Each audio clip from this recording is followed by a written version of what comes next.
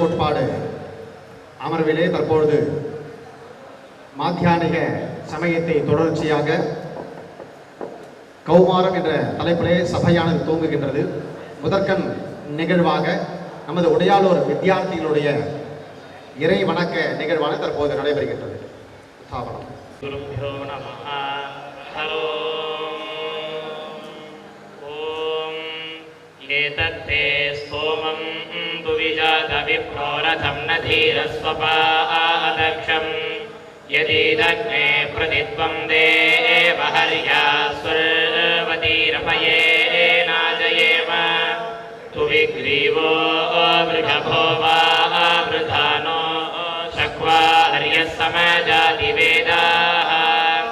இதி மமக்னிமம்ருதாः வோச்சன் பரிஹிஷ்மாதே மனவே சர்மாயம் சத்தவிஷ்மாதே மனவே சர்மாயம் சதா ये यज्ञेन दक्षिणया समर्था इन्द्रस्य सख्यमामृतस्वमानस तेभ्यो भद्रमङ्गिरसो वो अस्तु प्रतिगृह्णीतमानवं सोमेधसः य उदाजन् पितरो गोमयं वस्मृतेनाभिन्दन् परिवत्सरे बलम् दीर्घायुत्वमङ्गिरसो वो अस्तु प्रतिगृह्णीतमानवं सोमेधसः यर्तेन सूर्यमारोहयन् दिव्यप्रातयन् पृथिवीं मातरं वि सुप्रजास्त्वमङ्गिरसो वो अस्तु प्रतिगृह्णीतमानवं सोमेधसः अयं नाभा वदति वल्गुवो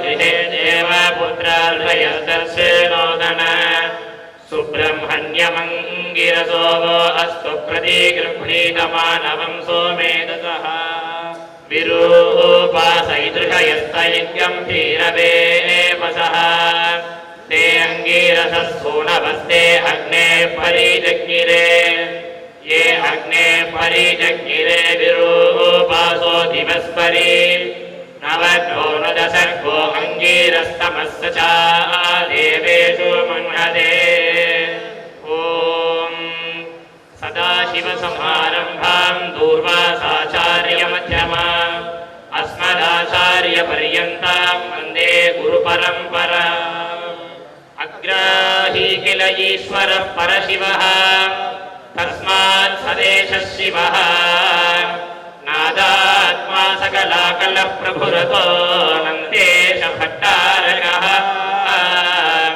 तस्मादण्डज विष्णुवाचवविधि श्रीकण्ठरुद्रास्तथा तन्त्रानामवतारको मुनिवरो दूर्वासनामा गुरुः आदित्यादिनवग्रह सतिथयः सन्ध्यासतारागणाः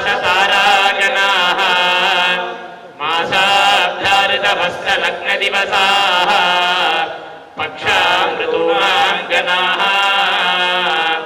वर्गाधीशतिथीशपादिपतयः शुश्शकाब्धीश्वराः सर्वे स्थावरजङ्गमाः प्रतिदिनं कुर्वन्तु नो मङ्गलम्.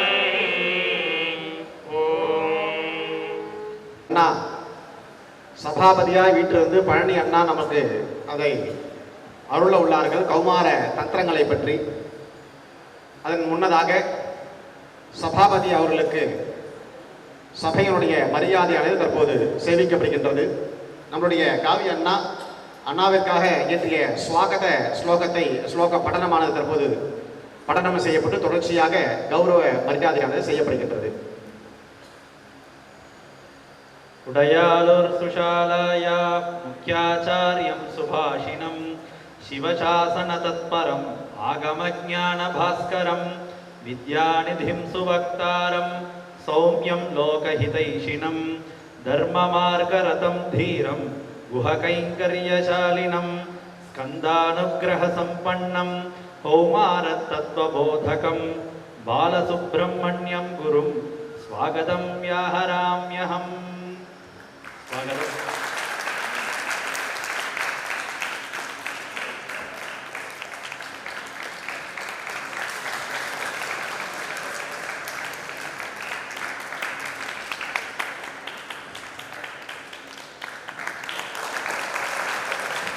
குருभ्यो நமः. நமசபாயே சபாபதிப்யஸ்ஸவோ நமः. விழிக்கு துணை திருவன் மலர்பாதங்கள், மெய்மை குன்றா மொழிக்கு துணை முருகா எனும் நாமங்கள், முன்பு செய்த பழிக்கு துணை அவன் பன்னிரு தோளும், பயந்த தனி வழிக்கு துணை வடிவேலும் செங்கோடும் மயூரோமே. வேலும் மயிலும் துணை.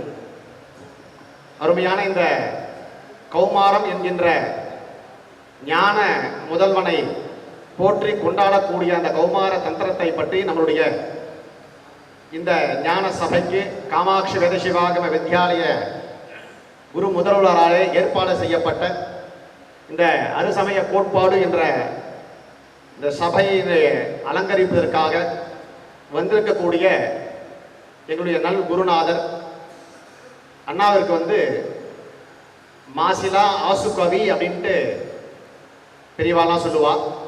ஒரு பொருளை கேட்ட மாத்திரத்திலே தாமதமின்றி அந்த நொடியே அந்த பொருளை பற்றி அந்த விஷயத்தை பற்றி பாடும் திறன் மிக்கவர் ஆசுகவி. அது மட்டும் இல்ல, சிலேடை வச்சனகர்த்தா. காத்தால அண்ணாவை பார்க்கறச்ச நான் மொத்தமா இத்தனை பேர் வந்திருக்கோம் அப்படின்னு சொன்னோம். மொத்தமா எத்தனை பேர்னா ஒல்லியா எத்தனை பேருப்பா அப்படின்னு கேட்டார். ஒரு பொருளை நம்ம சாமான்யமா நம்ம பயன்படுத்துவோம். அந்த பொருளுக்கு பல விசேஷங்களை கொடுக்கக்கூடிய பெரும் தன்மை நமக்கு கூட இருக்க அண்ணா கூட பழகின வாழ்க்கெல்லாம் நல்லாவே தெரியும். அண்ணாவுடைய நாமதேயங்கள் காலையிலேயே சொன்ன மாதிரி பெரியவாளுக்கெல்லாம் கொடுக்கக்கூடிய பட்டங்கள், அந்த பட்டங்கள் கொடுத்த பிறகு அந்த பட்டங்களுக்கு ஒரு மரியாதை கிடைக்கும். அதுபோல சிவாகம சிரோன்மணி, சிவாகம கலாநிதி, சிவாகம வித்வான், சிவாகம செம்மல், ஆசுகவி செம்மல், சிவாகம பயோநிதி, சிவாகம வாசஸ்பதி, சிவாகம ரக்ஷாபதி டாக்டர் அண்ணா அவர்கள் இந்த தினத்திலே கௌமாரத்தை பற்றி நமக்கு அருள்வதற்காக எழுந்தருளியுள்ளார். அன்னாருடைய பொற்பாதங்களுக்கு நம்முடைய வித்யாலயத்தினுடைய சார்பாக பல கோடி நமஸ்காரங்கள். மேலும் இந்த சபைக்கு வருகை தந்திருக்கக்கூடிய 10 வித்யாலயம், நம்ம தமிழகத்தில் இருக்கக்கூடிய சைவாகம வித்யாலயத்தில இருந்து 10 வித்யாலயத்திலிருந்து வந்திருக்கக்கூடிய குழந்தைகளுக்கு சுஸ்வாகதம், பெரியோர்களுக்கு சுஸ்வாகதம் சொல்லி அன்னார் அவர்களை பணிந்து பிரார்த்தனை செய்கின்றோம். அண்ணா எங்களுடைய எல்லாருடைய கான்டாக்ட்லயும் என்ன பேர் நம்ம வச்சிருப்போம் அப்படின்னா பழனி அண்ணான்னு தான் நம்ம எல்லாருமே போட்டிருப்போம். அண்ணா ஒடியாலூர்ல குரு முதல்வராக இருந்தாலும் நம்ம எல்லாம் ஆசையா அன்பா அழைக்கிறது பழனி. ஏன் அப்படின்னா பழனியில குரு முதல்வராக இருக்கும்போது நிறைய அற்புதங்களை அங்க பண்ணியிருக்காங்க, இப்பயும் பண்ணிட்டே இருக்காரு. இப்ப பழனி தண்டாயுதபாணிக்கு பிரசித்தமான சுப்ரபாத அந்த ஒரு ஸ்தோத்திரத்தை அண்ணா எழுதியிருக்காரு. எங்களுடைய குருநாதர் நாங்கள் படிக்கிறச்சா அதை உபதேசம் செய்து எங்களுக்கு பழனி அண்ணா எழுதியிருக்காரு. எல்லாமே சஷ்டியில் பாராயணம் பண்ணுவோம் அப்படின்னு சொல்லியிருக்காரு. எங்களுக்கு சைவ சிரார்த்தம் முதலிய நிறைய நூல்களை வெளியிட்டு இருக்கார். எல்லாருக்குமே தெரியும் ஸ்ரீ பத்ர காளி சாரண்யே அப்படின்னு பிரசித்தமான ஒரு ஸ்லோகம், அந்த ஸ்தோத்திரம் உண்டு இல்லையா, அண்ணா தான் எழுதுறது. அதுபோல பல நூறு ஸ்லோகங்கள் எழுதிட்டே இருக்கார். தமிழ்லையும் சரி, நம்முடைய ஸ்தோத்திரங்கள் சரி, எப்படி ஆதிசங்கரர் ஷண்மதத்திற்கும் நிறைய ஸ்தோத்திரங்களை பண்ணியிருக்காரோ அது மாதிரி அண்ணாவுடைய ஸ்தோத்திரங்கள் தனியாக போட்டால் ஷண்மத ஸ்தாபனம் இப்ப நூதனமா அண்ணாவுடைய நாமதேயத்தை அங்கே குறிப்பிடலாம். அப்பேற்பட்ட பெருமைக்கும் புகழுக்கும் எப்பயுமே உறுதியாக இருக்கக்கூடிய எங்களுடைய அழகான குருநாதர், எங்கள் வாத்தியாத்மாவுக்கு குருநாதருக்கு மிகவும் பாந்தத்துவமான அன்பர் அண்ணாவை நமஸ்காரம் பண்றோம். வருக உங்களுடைய ஆசீர்வச்சனங்களை கேட்கறதுக்காக நாங்கள் எல்லாருமே காத்துட்டு இருக்கோம். எங்களுக்கு அருளுமாறு பிரார்த்திக்கிறோம்.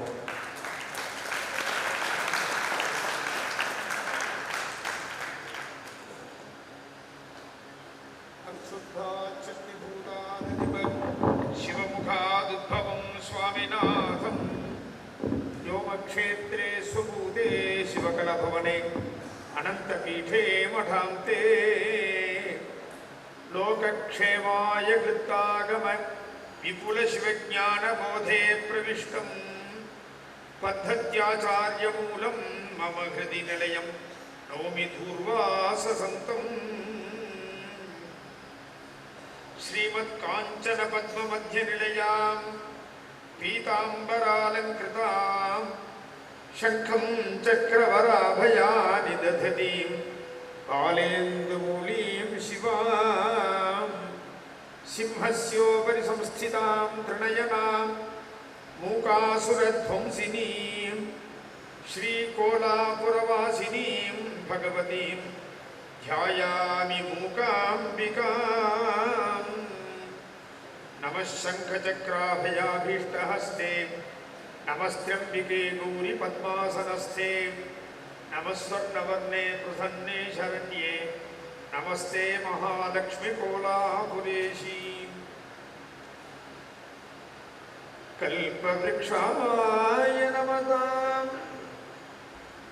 करुणासागराय च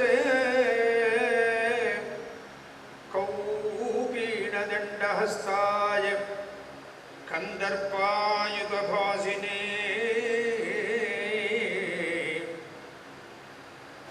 इति भीतिनिवाराय चान्धकारनिरोधिने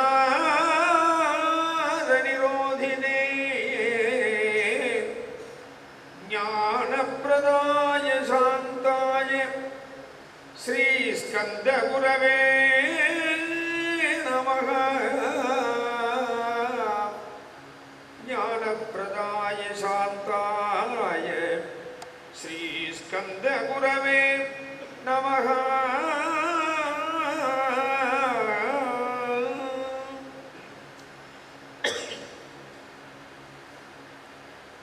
கல்லால் நிழல் மலை வில்லார் அருளிய பொல்லார் இணை மலர் நல்லார் புனைமணி. எல்லாம் வல்ல அனைத்து உயிர்களுக்கும் முழுமுதல் பகவன் என்று விளங்கக்கூடிய ஒரே ஒரு தெய்வம் பரமேஸ்வரன். அந்த பரமேஸ்வரனுடைய கிரணாவின் பூதமாக விளங்கக்கூடியவர்கள் மற்ற 5 தெய்வங்களும். அசௌயஸ்தாம்ரோ அருண உத பப்ருசு மங்களஹ ஏ சேமாகம் ருத்ராஹ அபிதோ திக்ஷு ஸ்ருதா சஹஸ்ரசோ வைஷாகம் ஹேடஈமஹே அப்படின்னு ருத்ரத்தில் சொன்ன மாதிரி அந்த பரமேஸ்வரனுடைய கிரணாவின் பூதமாக வெளிப்பட்டு அதன் மூலமாக நமக்கு அனுகிரகங்களை செய்யக்கூடியதான தெய்வங்கள் முதன்மையான 6 தெய்வங்கள்.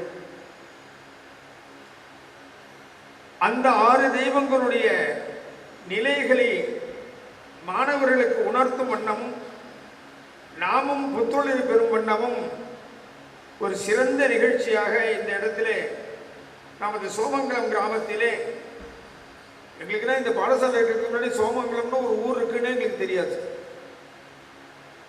இந்த பாடசாலையினால இந்த ஊருக்கு பெரிய பேர் ஆயிடுச்சு.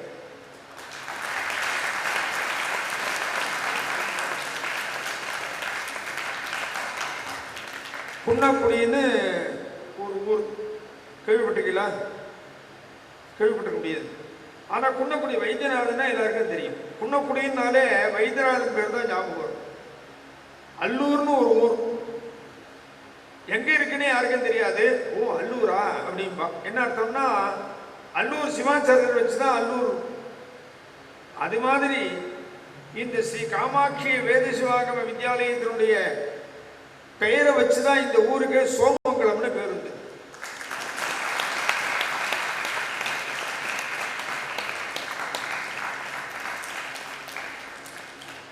அது என்ன சோமன்கிற வார்த்தைக்கும் இந்த பாடசாலைக்கு என்ன சம்பந்தம் யோசிக்கலாம். உபயாசக வர்த்ததை இது சோமஹா அப்படின்னா பரமேஸ்வரனுடைய பேரு. அம்பாளுடைய பேர் தான் அங்கேயும் முதல்ல வருது. அதே அந்த அம்பாளுடைய பெயரை வச்சுதான் இந்த பாடசாலை ஸ்ரீ காமாட்சி வேத வித்யா குருகுலம், காமாட்சி வேத சிவாகம பாடசாலை என்று அதை வைத்திருக்கிறார்கள். சோமன்கிற வார்த்தைக்கு சந்திரனும் ஒரு அர்த்தம் உண்டு, பரமேஸ்வரனுக்கும் ஒரு அர்த்தம் உண்டு. உபயாசக வர்த்ததை இது சோமஹான்னு சுவாமி சொல்ற மாதிரி சோமன்கிற வார்த்தை சந்திரன். சந்திரன் சோமனை பூஜை செய்ததான ஒரு ஸ்தலம் இந்த ஊர். அதனால சோமமங்கலம்னு பேர் வந்து இந்த 2 ஒரே இடத்துல வந்ததுன்னா, 2 ரேபம் ஒரே இடத்துல வந்ததுன்னா ஒரு ராவாயிடும். ஒரு ராவை ராவிடுவான், ரா விட்டுருவான். அது மாதிரி இந்த சோமமங்கலங்கிறது சோமங்கலம்னு ஆயிடுது. நான் ஏதோ நினைச்சேன் சோமன் இருக்கின்றதான ஒரு களம், அதனால அப்படி ஒரு சோமங்கலம் சோமன் களம் அப்படி சோமங்கலம்னு ஆயிடுச்சுன்னு யோசிச்சு பார்த்தேன். இல்லைன்னு சந்திரன் பூஜை பண்ணார். இந்த ஊர் குளத்துக்கு பேர் சந்திர புஷ்கரணின்னு பேர். சந்திர புஷ்கரணி எங்க இருக்கோ அங்கங்கெல்லாம் 16 கலைகளும் பூர்ணமாக இருக்கும். 16 கலைகள் சந்திரனுக்கு உள்ளது. அதுக்கு அமிர்தா, ஆனந்தா அப்படின்னு, இந்திரா அப்படின்னு முதல்ல 16 கலைகள் தனியா சொல்லுவார். இருந்தாலும் கூட எல்லா கலைகளையும் சிறந்தது வித்யன்னு சொல்லக்கூடியதான கலை. அந்த வித்யா கலை இந்த இடத்துல பூர்ணமா சோமன் மாதிரி இருக்கிறதுனால இந்த சோமங்கலம்னு இந்த பாடசாலையை வச்சு இந்த ஊருக்கு பேர் வந்து.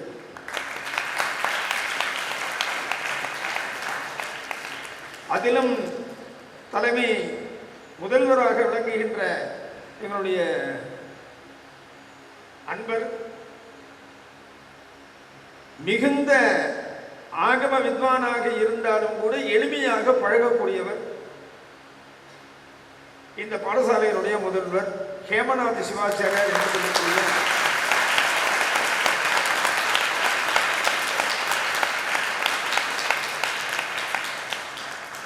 நாங்களாம் அதுக்கு முன்னாடியிலேருந்தே பாடசாலையெல்லாம் ஆரம்பிச்சிருக்கோம். நான் பாடசாலை ஆரம்பிச்சது 1991. அவர் இங்கே பாடசாலை ஆரம்பிச்சது 2021 இந்த இடத்துல. ஆனால் எப்படி பாடசாலை நடத்தினா அது எப்படி சக்ஸஸ்ஃபுல்லாக வரணுங்கிறது எங்களுக்கெல்லாம் தெரியல. அந்த கலை அவருக்கு நல்லாவே தெரிஞ்சிருக்கு.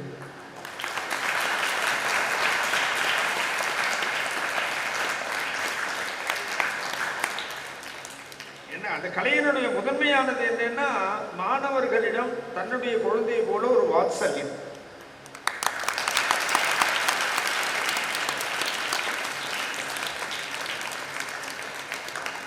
எனக்கு என் மாணவர்களுக்கு வாத்சல்யம் உண்டுனாலும் அதையும் மீறி என் மாணவர்கள் கிட்ட படிச்சுட்டு இருக்கோம். அவ்வளவு ரொம்ப கடூரமான வாத்சல்யம் கிட்ட. ஆனால் இவர் ரொம்ப சௌலபியமான வாத்சல்யத்தை உடையவர் அவர். அதே மாதிரி சமய கோட்பாடுகள்லையும் சரி, நம்மளுடைய சம்பிரதாயங்களில் இருக்கக்கூடியதான ஆகமாந்தர விஷயங்கள், பூஜை முறைகள், வைதிக தர்மங்கள், இவை எல்லாத்தையுமே அவர் ரொம்ப பேராசை ஜாஸ்தி பிடிச்சிருக்கார்.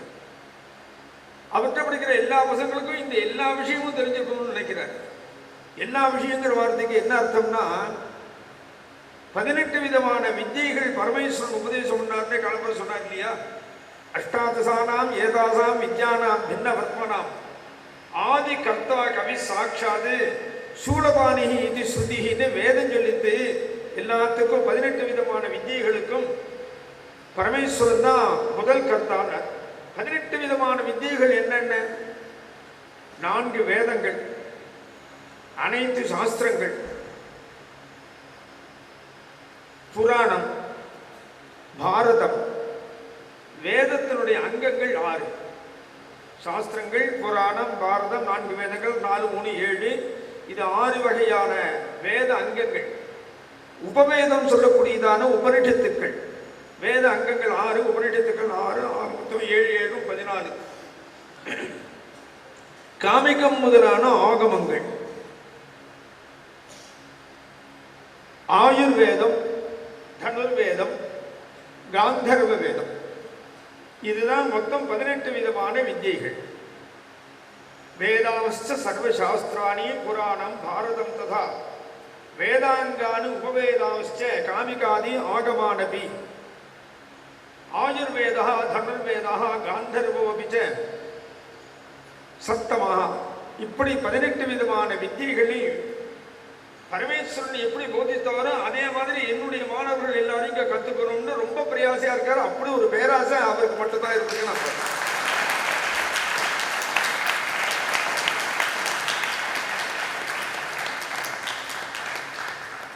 இப்படியே போயிட்டு இருந்ததுன்னா நானும் கூட இந்த பாடசாலை மாணவர்களாக வந்து சேர்ந்து இன்னும் கத்துக்கலாம்னு நினைச்சிருக்கேன். அந்த காலத்துல கத்துட்டா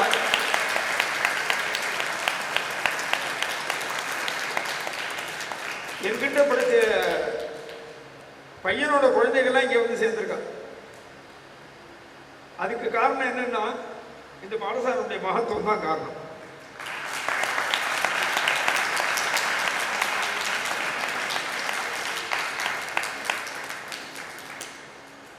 இங்க வந்திருக்கக்கூடியதான ஒரு 10 விதமான பாடசாலையிலிருந்து வந்திருக்காங்க நினைக்கிறேன். இவ எல்லாருமே ஒருவருக்கு ஒருவர் ஆசிரியர்கள் அறியாமலேயே தொடர்பு கொள்ளுபவர். மாணவர்கள் ஒவ்வொரு பாடசாலையும் அவரவர்கள் அவருடைய வாத்தியார் சொல்லிக் கொடுத்தபடி படிக்கிறார்கள். இருந்தாலும் ஒருவருக்கு ஒருவர் மாற்றி அந்த சந்தையை சொல்வது போல இவர்களுடைய விஷயங்களை அவர்களும் அவர்களுடைய விஷயங்களும் கலந்து கொள்வது என்பது இந்த காலத்தில் நடக்க முடியாததான ஒரு செயல்பாடு. அதில் சில பாடசாலைகள் இருக்கா, எங்கள் பாடசாலையோடய எனக்கு போருமே அப்படின்னு சில பாடசாலைகள் இருக்கா. அவா எங்களை கூப்பிட்டாலும் நாங்களும் போகிறதில்லை, அவா எங்களை கூப்பிடுறதும் இல்லை, நம்ம கூப்பிட்டாலும் அவளும் வரதில்லைன்னு இருக்கா. இருந்தாலும் இங்கு வந்திருக்கக்கூடியதான இந்த 10 வகையான பாடசாலைகளுடைய மாணவர்கள் அவர்களுடைய ஆசிரியருடைய சம்பந்தத்திலிருந்து வந்திருக்கான்னு சொன்னாக்க இந்த பாடசாலையினுடைய அடிப்படை கோட்பாடு ஒன்றாக இருக்கு.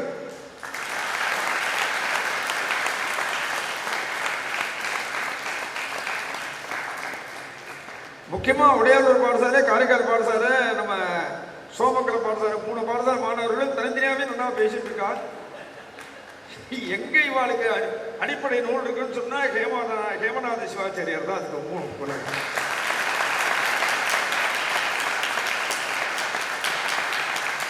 என்ன அர்த்தம்னா, என்னுடைய குழந்தைகள்லாம் படிக்கணும்னு அவர் சொன்னார் இல்லையா, என்னுடைய குழந்தை இது மாதிரி மற்ற பாடசாலை பசங்களும் படிக்கணும்னு அவர் ஆசைப்பட்டிருக்காரு. அதான் எல்லா பாடசாலைக்கும்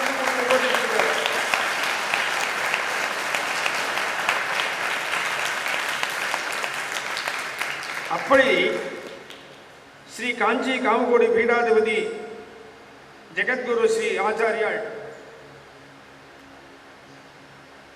ஆதிசங்கர பகவத்பாதாச்சாரிய பரம்பராகத மூலாம் நாய சர்வஜ்ய பீடாதீஸ்வரர்களாக விளங்கக்கூடிய காஞ்சி பெரிவா அவருடைய ஒரு பெரிய அனுகிரகத்தாலேயும் அவர்களே சொல்லி வைத்ததான ஒரு பெயரை எடுத்து காமாட்சி என்றதான ஒரு பெயரை நீங்கள் வைத்துக் கொள்ளுங்கள் என்று. ஏன்னா எங்க காமாட்சியோ அங்கெல்லாம் காஞ்சிபுரம் தான், எங்க காஞ்சிபுரமோ அங்கெல்லாம் காமாட்சி தான். அதெல்லாம் நமக்கெல்லாம் அவ்வளவு சீக்கிரம் கொடுத்துட மாட்டாங்க. காஞ்சிபுரத்துக்காரெல்லாம் வந்திருக்கான்னு நினைக்கிறேன். ஏன்னா அவளும் காமாட்சி அம்மா சமேத ஏகாம்பரநாத சுவாமி தான் சொல்லிட்டு இருக்காரு. அவளுடைய அதே சந்ததியில வந்ததான ஹேமநாத சிவாச்சாரியார் பிரதாபவாத்தியார்னு சொல்றோமே எளிமையா அவர் சொன்ன மாதிரி பாலசுவர சிவாச்சாரியர்னு சுருக்கமாக சொல்றதை விட பழனி வாத்தியார்னு பெருசாக சொன்னால் ஈஸியாக இருக்கும். பழனி அண்ணா அப்படின்னாக்கிற மாதிரி ஆனால் பிரதாப வாத்தியாருங்கிறது எல்லாருக்குமே தெரிஞ்சது. அவருக்கு பெரிவாலே இந்த பேரை எடுத்து வச்சு கொடுத்து நீங்கள் பாடசாலை ஆரம்பித்து துவங்குன்னு சொன்னாக்க அது எப்பேற்பட்ட தெய்வானுகிரகத்தை சேர்ந்த விஷயமாக இருக்குங்கிறது யோசிச்சு பார்த்தா தான் புரியும்.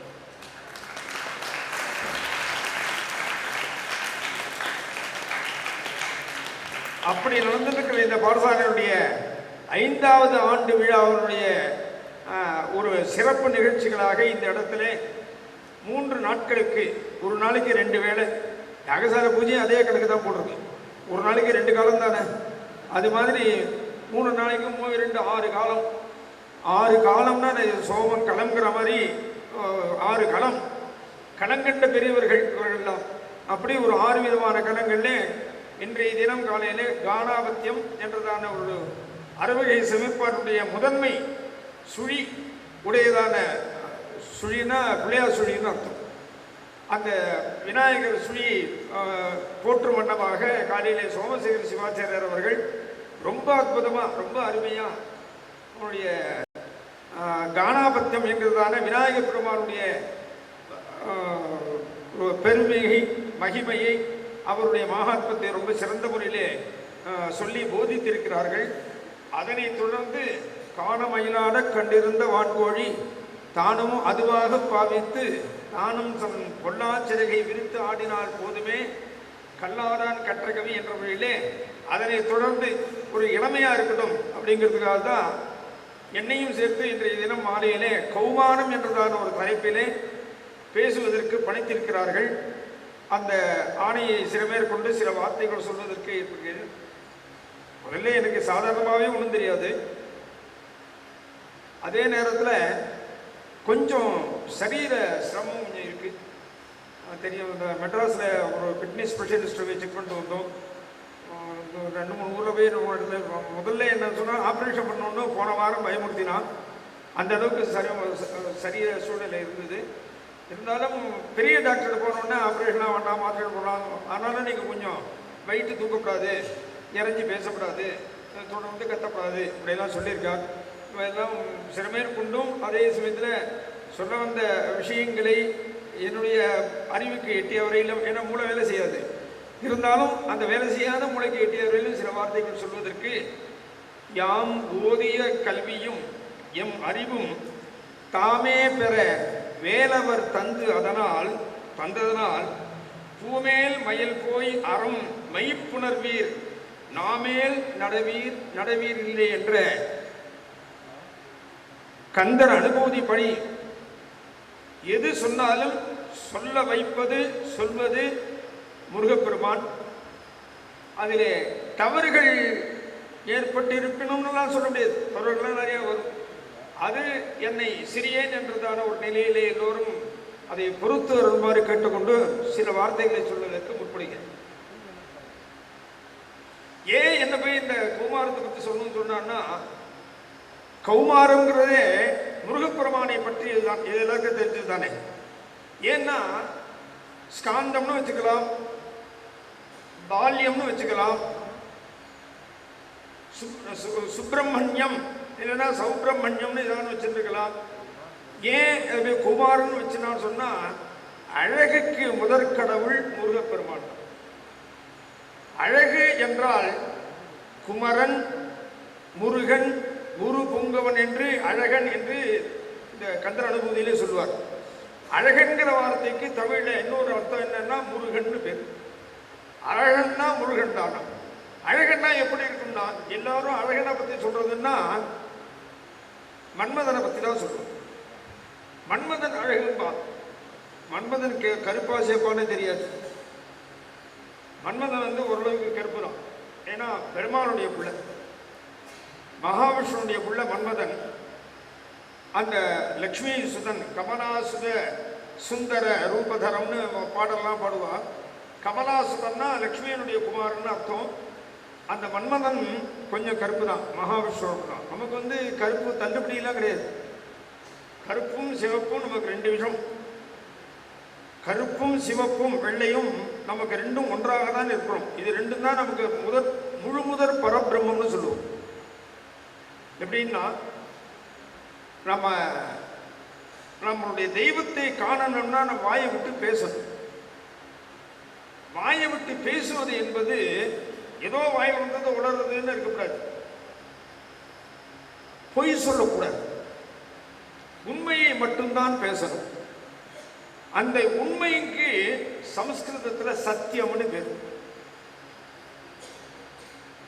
உள் பிளஸ் மை, உண்மை. எது இருக்கோ இருப்பதை சொல்வது சத்தியம். உள் பிளஸ் மை உண்மைதான்.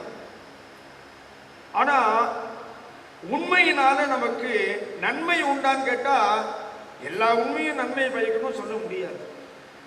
சில நேரங்களில் உண்மை கூட நமக்கு எதிர்ப்பதமாக மாறும். நமக்கும் பல விஷயங்களில் நம்ம அரசியல் ரீதியாக, இன்னும் சில லௌகீக ரீதியாக பல விஷயங்களில் நம்ம உண்மையை மாறித்தான் சொல்கிறோம். பூஜையெல்லாம் சரியாக நடக்கிறதான்னு கேட்டால், நம்ம நிர்வாக அதிகாரிக்கு ஏற்றாப்புல பெரியவர்கள் யாரு கேட்டாலும் ஆமாம் நன்னா நடக்கிறதுன்னு தான் சொல்லணும். சொல்லலைன்னா நமக்கு ஆபத்து. தனிப்பட்ட முறையில் சரியாக நடக்கிறதான்னு கேட்டாக்க அது இல்லை, பொய் தான். ஆனாலும் நம்மை நாம் காப்பாற்றிக் கொள்வதற்காக நாம் சொல்லியிருந்தான பொய் இருக்கே, அது கூட நன்மையை பயக்கும்னு சொல்றாங்க. பொய்மையும் வாய்மையிடத்த புரை தீர்ந்த நன்மை பயக்கும் எனில். அது என்ன வாய்மை? வாய்மைன்னு ஒன்று உண்டு. உண்மையை தாண்டினதான ஒரு நல்ல ஒரு பொருள், ஒரு வஸ்து. அது எப்படி புரிஞ்சுக்கலான்னா, வாய்மைங்கிறது என்னன்னா, அவரே சொல்றார், வாய்மை எனப்படுவது யாதெனில் யாதொன்றும் தீங்கு இல்லாது சொல். தீங்கு இல்லாத சொல் எங்க இருக்கோ அதற்கு பெயர் வாய்மைன்னு. தீங்கு இல்லாத சொல்வது நான் உண்மையை சொல்லுகிறேன், இங்கு உள்ளதை சொல்லுகிறேன்னு பாடினார். அடுத்த வரியில பாடுறார், நன்மையை சொல்லுகிறேன், இங்கு நடந்ததை சொல்லுகிறேன். நடந்ததுல எது நன்மையோ அதை மட்டும்தான் சொல்றேன். அதற்கு பெயர் தமிழ்ல வாய்மைன்னு பேர். அதே வாய்மைக்கு வடமொழியில சம்ஸ்கிருதத்துல என்ன பேருன்னா ரிதம்னு பேர். இந்த ரிதம் இருக்கே அது சிவப்பு, சத்தியம் இருக்கே அது கருப்பு. இந்த கருப்பும் சிவப்பும் சேர்ந்துதான் சைவ வைஷ்ணவமாக நமக்கு புலப்படும். அந்த ரிதமும் சத்தியமும் ஒன்று சேர்றதுங்கிறது அவ்வளவு சுவாக்கியமான விஷயம் இல்லை. எந்த இடத்துல இந்த ரிதமும் இந்த சத்தியமும் விளங்குகிறதோ அந்த இடத்துல தெய்வ சாநித்தியம் நிரந்தரமாக இருக்குன்றார். அவர் ஒருத்தர் கிருஷ்ணராகவும் ஒருத்தர் பிங்களராகவும் இருப்பார். பிங்களம்னா வெள்ளை சிவப்புன்னு செஞ்சடையான் அவர் சொல்லுவார். இவர் கிருஷ்ணராக சொல்லுவார்கள்.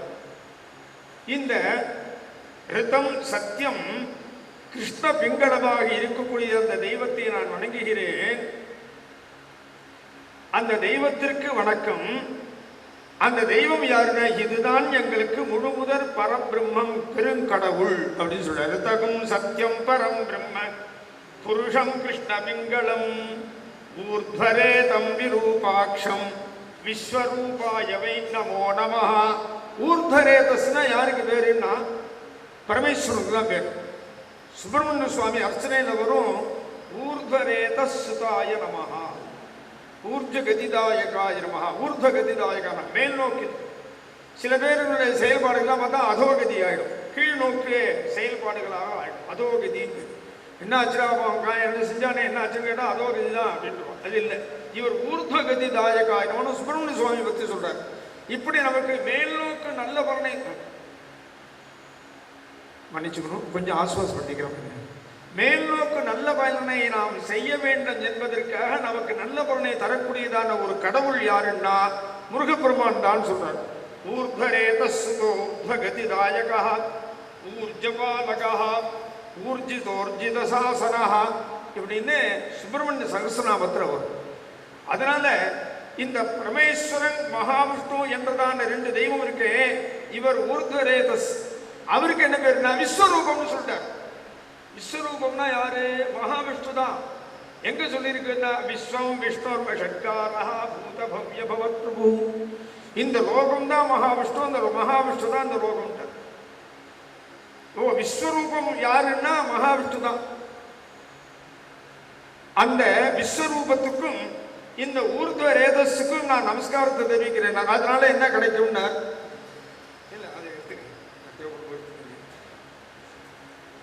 கொஞ்சம் வயிற்றுக்கு இறங்காம இருக்கிற அப்படி இந்த ஊர்த்வரேதஸ்னுடைய குமாரன் முருகப்பெருமான். முன்பு சொன்னேனே மகாவிஷ்ணுடைய குமாரன் யாரு? மன்மதன். இந்த ரெண்டு பேருமே ரொம்ப அழகானவர்கள். அழகுன்னா இவ ரெண்டு பேரும் தான் சொல்லுவார். அதிலேயும் மன்மதனை காட்டிலும் மன்மதன் யாருடைய அழகை பார்த்து அவன் மயங்குகிறானோ அல்லது மன்மதனுடைய அழகை பார்த்த பிறகு வேற யாருடைய அழகை பார்த்து மன்மதன சும்மா அப்படின்னு சொல்ற மாதிரி யார் இருக்காரோ அவருக்கு பெயர் குமாரன் பேர். மாரஹான்னா மன்மதனுக்கு பேர். குச்சிதா மாரஹா ஏனசா குமாரஹா. குமாரன்னா முருகன் தான். குச்சிதா மாரஹான்னா யாரால் மன்மதன் பழிக்கப்படுகிறானோ அவனுக்கு குமாரன்னு பேருன்னா இந்த ரெண்டு பேரும் அவர் பெருமானோட பிள்ளை, இவர் சிவபெருமானோட பிள்ளை. பெருமானோட பிள்ளை, இவர் பெருமானோட பிள்ளை. அவ்வளவுதானே. இவ ரெண்டு பேரும் ஒண்ணுதான். இருந்தாலும் கூட ஏன் அந்த பேரை வச்சான்னா அழகான தெய்வத்தை பற்றி சொல்வதற்காக இந்த விஷயத்தை ஆரம்பிக்கிறேன்னு அவர் சொல்றார். இந்த குமாரம் கௌமாரம்ங்கிறதே நம்மளுடைய தர்மசாஸ்திரங்கள்லாம் மட்டும்தான் உள்ளது. இதைத்தான் ஆச்சாரியால் அறுவகை சமய கடவுள்களாக பிரித்திருக்கிறார்கள். அதைத்தான் அறுவகை சமய கோட்பாடாக இங்கு மிளறப்படுகிறது. அறுவகை சமயம் என்பது சாஸ்திரத்தில் கூட 6 வகை சமய தேவதைகளை பூஜை பண்ண சொல்லியிருக்கான். அதுல கௌமாரத்தை தூர பாக்கி எல்லாம் வரும். பௌத்த தரிசனாதிஷ்டான பௌத்த தரிசன ஸ்ரீபாதகாம் பூஜையாமி தர்ப்பயாமி நமஹா பௌத்த தரிசனம். அப்புறம் வைதிக தரிசனம், பௌத்த தரிசனம், வைதிக தரிசனம், சௌர தரிசனம், சாக்த தரிசனம், சைவ தரிசனம், வைஷ்ணவ தரிசனம்னு 6 வகை தரிசனங்கள், 6 வகை சமய கோட்பாடுகள் சாக்தத்தில் சொல்லியிருக்கு. அந்த கானாபத்தியமும் கிடையாது, கௌமாரமும் கிடையாது. இப்படி இந்த விநாயகர், முருகன், சிவபெருமான், மகாவிஷ்ணு, அம்பாள், சூரியன் இந்த தேவதைகளை முதன்மை கடவுள்களாக வைத்து பூஜை செய்யக்கூடிய, உபாசனை செய்யக்கூடியதான வழக்கு முறைகளை முதலிலே தொகுத்து வழங்கியவர் ஸ்ரீ ஆதிசங்கர பகவத்பாத ஆச்சாரியார். இன்னும் சாஸ்திர ரீதியாக போனால் இன்னும் நியாயம், தர்மம், வியாகரணாதிகள்லாம் கூட அதில் 6 வகை சமயங்களில் ஒன்றுக்கும் ஒரு தரிசனங்கள் வரும். தரிசனங்கள் என்பது காண்பது.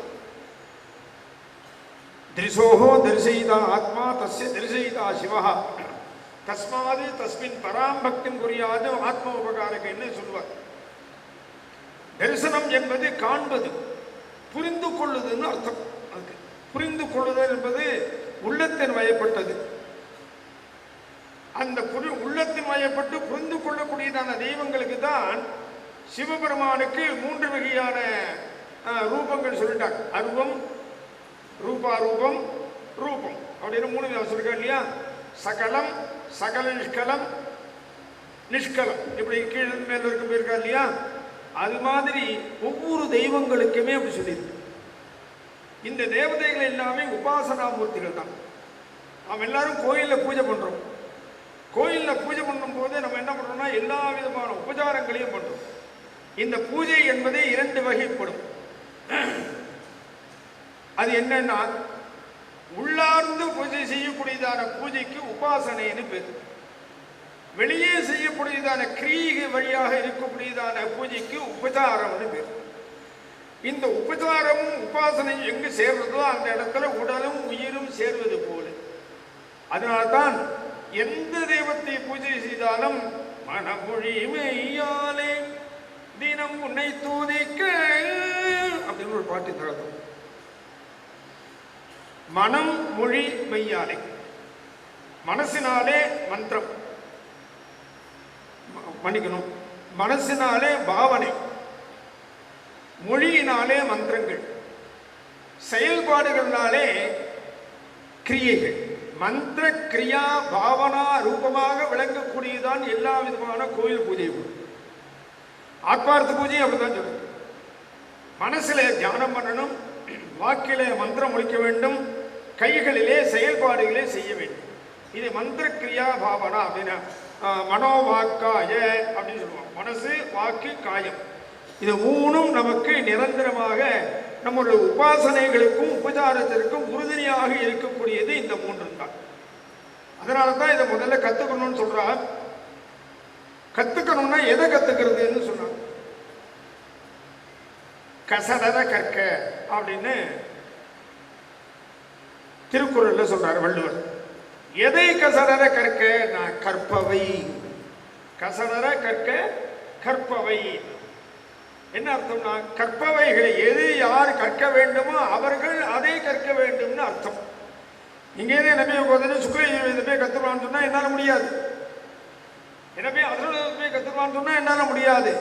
என்னுடைய சாங்கி கிருஷ்ண யஜுர்வேதம், என்னுடைய சாங்கி ஆகமம். இந்த ஆகமத்தையும் கிருஷ்ண யஜுர்வேதத்தையும் நான் முழுமையாக கற்ற பிறகு மற்றவர்களை கற்பதற்கு நான் துணியலாம். இது இல்லாமல் அதுவே நான் கற்க முடியாது, கற்கக்கூடாது. அதனால எதை நான் கற்க வேண்டும் என்று நம்மளுடைய முன்னோர்கள் நமக்கு ஆணையிட்டு இருக்கிறார்களோ அதற்கு கற்பவைன்னு பேர். டாக்டரா படிக்கலாம், இன்ஜினியரா படிக்கலாம், வக்கீலா படிக்கலாம், எத்தனையோ செயல்பாடுகள் படிக்கலாம். இது சொல்றாங்க, குலாலேபிய கர்மாரேபியஸ்ச ஓ நமஹ குஞ்சிஷ்டேபியோ நிஷாதேபியஸ்ச ஓ நமஹ ஈஷுகிருத்யோ தன்வகிருத்யஸ்ச ஆயுர்வேதம் தனுர்வேதம் எல்லாத்தையும் கத்துக்கலாம். இதெல்லாம் ஒன்னொன்னும் ஒரு குலத்தொழில். அந்த தொழிலை நான் கற்றுக்கொண்டால் அந்த தொழிலும் நசியும், நானும் நசியுவோம். நான் எதை கற்றுக்கொள்ள வேண்டுமோ அதை தான் நான் கற்றுக்கொள்ள வேண்டும். அதைத்தான் திருவள்ளுவர் சொல்றார் திருக்குறளிலே, கற்பவைங்கிற. கற்க கசடர கற்பவை. எது கற்க வேண்டுமோ அவைகளை நீ கற்றுக்கொள்ள வேண்டும். கசடர கற்க. உனக்கு என்ன சொல்லிருக்கோ அதனை முழுமையா உள்ள பூந்து, அந்த முழுமையா உள்ள பூந்த பிறகு அதற்குள்ளே என்ன வெளியே இருக்கிறதோ அதை வெளிப்படுத்து. அதுதான் சொல்றார் நிற்க அதற்கு தக. இதையே ஆதிசங்கரர் என்ன சொல்றார்? நித்தியம் நீங்கள் அத்தியனம் செய்ய வேண்டும். எதை அத்தியனம் செய்ய வேண்டும்? வேதஹா நித்தியம் அதீயதா. நிற்க அதற்கு தகன்னு சொன்னார் இல்லையா? அதற்கு இவர் சொல்றார் தத் உதிதம் கர்ம ஸ்வனுஷ்டீயதா. அதிலே உதிக்கின்றதான கர்மாக்களை நிற்க அதற்கு தக, அதற்கு தந்தாப்புல நம்முடைய அன்றாட அனுஷ்டானங்களை நீ கைக்கொள்ள வேண்டும், மேற்கொள்ள வேண்டும். நிற்க அதற்கு தக தத் உதிதம் கர்ம ஸ்வனுஷ்டீயதா. இப்படி எல்லாம் பண்ணா என்ன பண்ண வரும்? நான் உங்க கை சும்மா இருக்காது, பூஜை பண்ண தோணும்னா பூஜை பண்ண ஆரம்பிச்சிருவேன். என்னன்னா பரமேஸ்வரனுடைய திருவிடைகள் நீ நினைக்கலன்னா நீ படிச்சதனுடைய பயன் நினைக்கிற. நீ என்ன படிச்சிருக்கியோ அந்த படிச்சதை பயன்படுத்தினா நீ சிவ பூஜை தான் அடுத்தப்புறம் பண்றதுக்கு வரணுங்கிற. என்ன சொல்ற? கற்றதனால் ஆய பயன் என் கொல் வாளறிவன் நற்றால் தொழார் எனில். அந்த கடவுளை பூஜை செய்யலைன்னா நீ பண்றதான கற்ற கல்விக்கு என்ன பயன் இருக்குன்னு கேட்கிற. அதுதான் இவர் சொல்றார் தேன ஈசஸ்ய விதீயதாம் அபச்சிதிஹி காமியே மதிஸ்திஜ்யதாம். அபச்சிதிங்கிற வார்த்தைக்கு பூஜை தியானம் பூஜா ஜபோஹோமா இது எல்லாத்துக்குமே அந்த சபர்யா அப்படின்னு அதுக்கு இன்னொரு அர்த்தம் வச்சுக்கிறான். அபச்சிதிஹி காமியே மதிஸ்திஜ்யதாம் பாபோக பரிசூயதான். அப்படி எல்லாம் பண்ணியாச்சுன்னா என்ன ஆச்சுன்னா நம்ம செஞ்ச பாபம் கூட போயிடும். நாம் எல்லோரும் புனிதர்களாக சுத்தமானவர்களாக ஆகும். இப்படி சுத்தர்மானாக ஆபவர்களால் தான் இது மாதிரி உள்ள விஷயங்கள் எல்லாம் கேட்கவும் முடியும், சொல்லவும் முடியும், பார்க்க முடியும். அப்படி புனிதமானவர்களாக நீங்கள்லாம் இங்கே வந்து உட்கார்ந்து நிற்கலே உங்களுடைய புனித தன்மைக்கு பரமேஸ்வரனுடைய அனுகிரகம் உங்களுக்கு வந்திருக்கே சக்தி நிபாதம். அதற்கு சுவாமிக்கு என்னுடைய நமஸ்காரத்தை தெரிஞ்சுக்கிறேன். நீங்கள் எல்லாரும் புனிதர்கள்.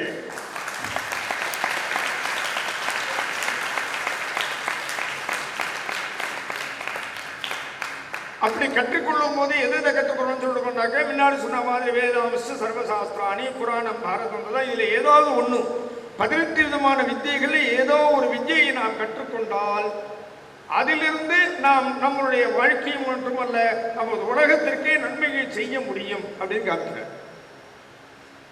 அப்படி செல்ல வரும்பொழுதுதான் அந்த தெய்வங்களுக்குள்ளேயே இருக்கக்கூடியதான வேறுபாடுகள், அந்த தெய்வங்களுடைய உபாசனைகள்ல நமக்கு எது தேவையோ அந்த தேவைகளை நாம் பூர்த்தி செய்யக்கூடிய அளவிற்கு இருக்கக்கூடியதான உபாசனையை அந்த தெய்வம் செய்வதற்கு, அருள் செய்வதற்கு நம்மை முனைப்படுத்தும்.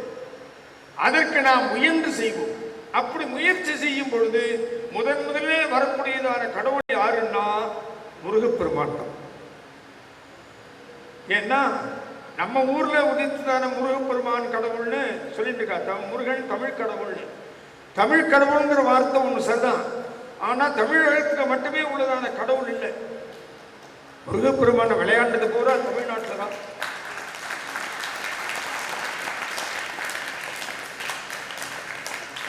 முருகப்பெருமான் விளையாண்டது பூராவே தமிழ்நாட்டில் தான் விளையாண்டிருக்கார். 6 வகையான திருவிளையாடல்களே விளையாடி இருக்கார். அதை தான் நம்ம அறுபடை வீடுன்னு சொல்றோம். இது எல்லாமே தமிழ்நாட்டுக்குள்ளே அடங்கிடுது, திருத்தணி உள்பட. திருத்தணி ஆந்திராவுக்கு போனீங்க இல்லையா? என்ன திருப்பதியா திருத்தணியான்னு கேட்கும் போது எங்களுக்கு தமிழ் கடவுள் திருத்தணி தான்டா. வெங்கடாச்சலம் தமிழ் கடவுள் தான். என்ன திருமலை திருப்பதி என்றதான ஒரு வார்த்தையே தமிழ் வார்த்தை தான். தமிழர்களால் போற்றப்படக்கூடியதுதான் இந்த தேசமே. ஆனால் தமிழர்களால் போற்றக்கூடிய தெய்வங்களிலேயே முதன்மை கடவுளாக விளங்கக்கூடியவர் முருகப்பெருமான் தான்.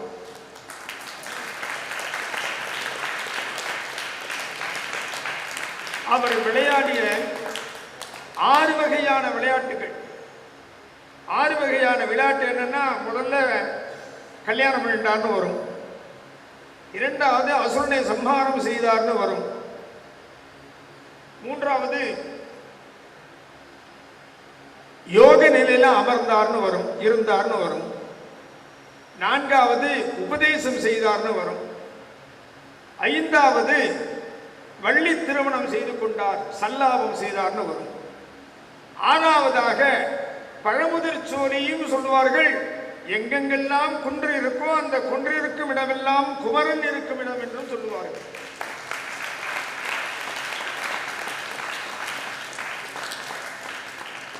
நம்மளுடைய மூதாதையர்களுடைய பரம்பரை வழக்கத்திலே ஒன்று உண்டு. யாராவது சுப்பிரமணியன் பேர் வைக்கணும்னா வெறும் சுப்பிரமணியன் பேர் வைக்க மாட்டாங்க. நாட்டுமா பாலசுப்பிரமணியன் இல்லைன்னா வேற ஏதாவது சேர்த்து வச்சு சுப்பிரமணியன் பேர் வைப்பான். சில பேர் என்னன்னா குலதெய்வத்தினுடைய பேரை வைக்கிறேன்னு சொல்லி வெங்கட சுப்பிரமணியன் பேர் வைப்பார். இப்பதான் மங்களாஜபதி சுப்பிரமணியரா பெருமாளா அப்படின்னு அது பிரச்சனை நிறைய நடந்தது. பெருமாள் உட்கார்ந்துருக்காரு இல்லையா, இருக்காரு இல்லையா. இருந்தாலும் முத்துசுவாமி தீட்சிதர் இந்த 6 வகை சமய கடவுள்களை பற்றியும் பாடியிருக்கார். அதில் வெங்கடாஜலபதியை பற்றி ஒரு பாட்டு பாடியிருக்கார், சுப்பிரமணியன ரட்சிதோகம்னு. அது என்ன சுப்பிரமணியன் ரட்சிதோகம்? வெங்கடாஜலபதி பாடியிருக்காருன்னா முருகனை பற்றி தான் பாடியிருக்கார். சுப்பிரமணியன ரட்சிதோகம் அஷ்டாதசலோச்சனா அகண்டேன சுப்பிரமணியேன ரட்சிதோகம்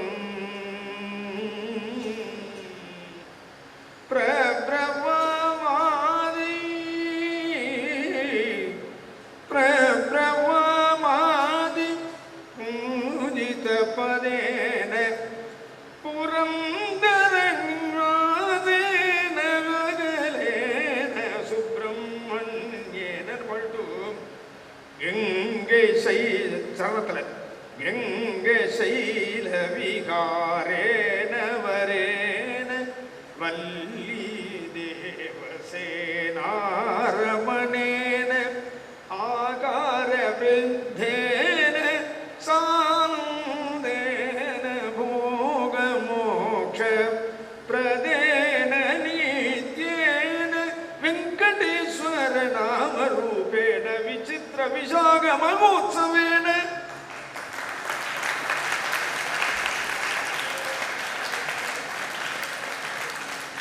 விசாகோத்சவம் எல்லா சுப்பிரமணிய சுவாமி கோயிலும் நடக்கும். காரணம், விசாகன் என்பதே முருகனுக்குள்ளதான ஒரு பெயர். விசாகா நட்சத்திரத்தில் உதித்ததனாலே எல்லா விசாகத்திலையும் முருகனுக்கு ஜென்மதினமாக கொண்டாடலாம். முக்கியமாக வைகாசி விசாகத்தில் பிரம்மோத்சவமே கொண்டாடுவார்கள். அதிலும் திருப்பதியில் விசித்திர விசாக மகோத்சவர் வெங்கடேஸ்வர நாம ரூபத்தினால அங்க விளங்குகிறார்னு அவரு உத்கிருஷ்டத்தில் பாடியிருக்காரு. இதே மாதிரி கூட இன்னொரு அபிப்பிராய பேதத்தில் பாடியிருக்கார். அவர் என்னன்னா அஷ்டாதசலோச்சனேன்னு பாடியிருக்கார். முக்கியமான ஒரு விஷயம் சொல்றேன். முருகப்பெருமானுக்கு 12 கண்ணு தான், 12 கை, 6 முகம். ஒரு முகத்துக்கு 2 கண்ணுன்னா 6 முகத்துக்கு 12 கண்ணு தானே. ஒரே ஒரு சுப்பிரமணியருக்கு மட்டும் 3 கண்ணு சொல்லியிருக்கார். அது எப்படி அந்தர்கதமான இருக்கும். நம்ம சுவாமி இந்த ஆச்சாரிய தேசிய ரூபத்தை சொல்ற பாருங்க, அந்தர்கத லலாட்டாட்சம், அந்தர்கத புஜத்வயம், அந்தர்கத பராசக்தியும் வந்தே தேசிக ஆச்சாரியர்கள் தான். அவர் என்ன சொல்றாருன்னா, திரிநேச்சந்திர சதுர்பாகம் அவ்யக்த உமார்த்த விக்கிரகம். அதான் தேசிகனுடைய ரூபம் என்னன்னா பரமேஸ்வர ஸ்வரூபம் அப்படின்னு சொல்றார். பரமேஸ்வர ஸ்வரூபத்தில் என்னென்ன இருக்கு? சதுர்பூஜம், திரிநேத்திரஞ்ச, அவ்யக்த உமார்த்த விக்கிரகம். ஏன்னா 2 பாதம் இருக்கிறதால 2 சொல்லிட்டு சதுர்புஜம் 4 கை, திரிநேத்திரஞ்ச 3 கண்ணு, அவ்யக்த உமார்த்த விக்கிரகம். அம்பாளுடைய பாதி சரீரத்தை தன்னுடைய சரீரமாக கொண்டவர், அம்பாளுடைய சரீரத்தை தன்னுடைய சரீரத்தில் பாதியாக கொண்டவர். அவ்யக்த உமார்த்த விக்கிரகம், உமார்த்த விக்கிரகம். அது எங்க 2 கை தானே இருக்கு, 2 கண்ணு தானே இருக்குன்னு கேட்டா பாக்கி எல்லாம் அந்தர்கதமா இருக்குங்கிறார். அந்தர்கத லலாடாட்சம், அந்தர்கத புஜத்வயம், அந்தர்கத பராசக்தி வந்தே தேசிக விக்கிரகம். அந்த பரமேஸ்வரன் எப்படி இருக்காருன்னா இந்த தேசிக ரூபம் தான். பாக்கி எல்லாம் அந்த அம்பாள் பாதி உடம்புல இந்த 3வது கண்ணு, மிச்ச 2 கை, இதெல்லாம் அந்தர்கதமா இருக்கு. ஆனா ஆகமத்தும் இவர் தான் பரமேஸ்வரன் அப்படின்னு அந்த ஸ்லோகத்தை சொல்ற மாதிரி இதுலயும் என்ன சொல்றாருன்னா, அஷ்டாத சுலோச்சனங்கிறது ஒரு முகத்துக்கு 2 கண்ணு தான். ஒரு முகத்துக்கு 3 கண்ணு இருந்தாக்க 3 18 கண். 3 18 தானே. இன்னும் நான் கொஞ்சம் கணக்கில் வீக்கு, யாராவது தப்பா இருந்து சொல்லுங்க. 18 கண்ணுன்னா இந்த 18 கண்ணு தானே அதில் இருக்கணும், தெரியாது. துவாதசாட்சம் வந்தே சிந்தூர காந்திம் சர விபினபவம் ஸ்ரீ மயூராதிரூடம் ஷட்வக்ரம் தேவசேனா மதுரிபு தனயா வல்லபம் துவாதசாட்சம் சக்திம் பானம் கிருபானம் துவஜமபி ச கதா சாபயம் ச சவ்யஹஸ்தைஹி சாபம் வஜ்ரம் சரோஜம் கடகம் அபி வரம் சூலம் அந்நைர் ததானம். என்ன அர்த்தம்? துவாதசாட்சங்கிற விஷயம் தான் அது. 12 கண்ணு தான் அதுலேயும் சொல்லியிருக்காரு. எந்த இடத்துல சொன்னாலும் வித்ருமணிப திஜஹஸ்த ரவிநேத்திர. ரவிநேத்திரங்கிற ரவின்னு என்ன அர்த்தம்? சூரியன் அர்த்தம். உலகத்தில் மொத்தம் எத்தனை சூரியன்? ஒரே ஒரு சூரியன் தான் பாடிட்டு இருக்கா, நம்பிடாது. ஒரு சூரியன் இல்லை, நமக்கு தெரிஞ்சது ஒரு சூரியன் தான். மொத்தம் 12 சூரியர்கள் இருக்கிறான். மித்ர ரவி சூரிய பானு ககபூஷ ஹிரண்ய கர்ப்ப சவித்ருக்க பாஸ்கரேபியோ நமோ நமஹான ஒரு பாடம். வைகத்தரோ விவஸ்வாம்ச்ச மார்த்தண்டோ பாஸ்கரோ ரவி லோக பிரகாசகஸ்சீவ லோகசாட்சி திரிவிக்ரமஹ ஆதித்யஸ்ச மகாசூரியா அம்சுமானி திவாகரஹ. இப்படி ஒரு 12 விதமான சூரியன் பேர் இருக்கு. ஆக மொத்தம் சூரியன் 12. இந்த 12 சூரியன் இருக்கிறதுனால தான் எங்கேயாவது 12 கணக்கு வருதுன்னா சூரியனை கணக்கு வச்சிருப்போம். சூரியன் வித்ரும நிப, வித்ரும நிப சிகப்பு கலர் பவழம் போன்றதான ஒரு சரீர அமைப்பு உடையவர். திதசஹஸ்த ரவிநேத்திர. திதசஹஸ்தம்னா அவ்வளவு 12 கை. ரவின திதசம்னா 20ன்னு அர்த்தம் இல்லை. திதசஹஸ்த ரவிநேத்திர. இதுமாரி 12 அதுக்கும் சொல்றீங்கன்னு தெரியும். அதுக்காக தான் பண்றோம்னா திதச நேத்திரன்னு சொல்ல ரவி நேத்திர. இப்படி 12 கண்ணு, 12 கை, 6 முகம். வள்ளி மயூரத்தில் உட்காந்துருப்பார், வள்ளி தேவசேனையோட இருப்பார் அப்படின்னா இந்த முருகனுடைய தியான சொல்லுறது வருது இல்லையா. இப்படி அந்த 12 கண்ணு தான் அவருக்கு. ஆனால் அவர் வந்து உத்ரேக்ஷணையினால இந்த வெங்கடேஸ்வரர் மாதிரி இருக்கும்னு நினைக்கிறேன். அஷ்டாதச லோச்சனேன அகண்டேன சுப்பிரமணியன ரட்சிதோன்னு பாடிருக்காரு. இது வந்து பாவபேதம், பாடபேதம்லாம் கிடையாது, பாவபேதம் தான். அதே மாதிரி கூட இருக்கலாம். வெங்கடேஸ்வரர் பெருமாள் தான் இருந்தாலும் இவருடைய பாவத்தில் ஒரு சுப்பிரமணியராக காமிச்சிக்கலாம். உபாசனா விஷயம், அவருடைய உபாசனை. வெங்கடேஸ்வரர் மகாவிஷ்ணு தான். அது என்ன வைகானச ஆகம ரீதியாக தான் அங்கே ஆராதனைகள் நடந்துட்டு வருது. கீழே திருச்சானூரில் அம்பாள் உட்கார்ந்துட்டு இருப்பா, அவர் நின்றுட்டு இருப்பார். அங்கே இருக்கிற அம்பாளுக்கு வந்து கீழே பத்மாவதி தாயார், அவளுக்கு வந்து பாஞ்சராத்திர ஆகம முறைப்படி தான் பூஜை முறைகள்லாம் நடந்துட்டு இருக்கு. அதனால இது வந்து இது சொல்றேன், கிருஷ்ணபிங்களங்கிறது வந்து இதுக்கு சிவனுக்கும் பெருமாளுக்கும் பேதம் இல்லாததான 2 கடவுளையும் தனித்தனியாக உபாசனை பண்ணக்கூடியதான விஷயம் அது. அதை 2 ஒன்னா சேர்த்து வச்சா இந்த 2 தேவதையினுடைய சாரம் யாருன்னா முருகப்பெருமான் தாங்க. ஏன்னா சிவபெருமானும் மகாவிஷ்ணுவும் சேர்ந்து தோன்றியதான ஒரு கடவுள் ஐயப்பன்னு இப்ப சொல்லிட்டு இருக்கோம். ஆனால் முதல்ல சிவபெருமானும் மகாவிஷ்ணு சக்தி ரூபமாக இருக்கும் பொழுது 2 பேரும் சேர்ந்து ஒன்றாக இருந்து அங்கு தோன்றியதான ஒரு வரலாறு யாருக்குன்னா முருகப்பெருமானுக்கு மட்டும்தான்.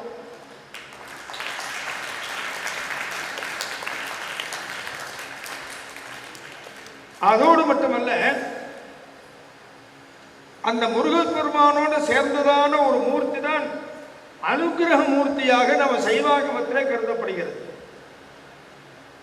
அனுகிரக மூர்த்தியில சோமாஸ்கந்த இது அனுகிரகம் இது ஸ்மிருதம்னு 5 கிருத்தியங்கள் 5 தொழில்கள் பரமேஸ்வரன் செய்கிறான்.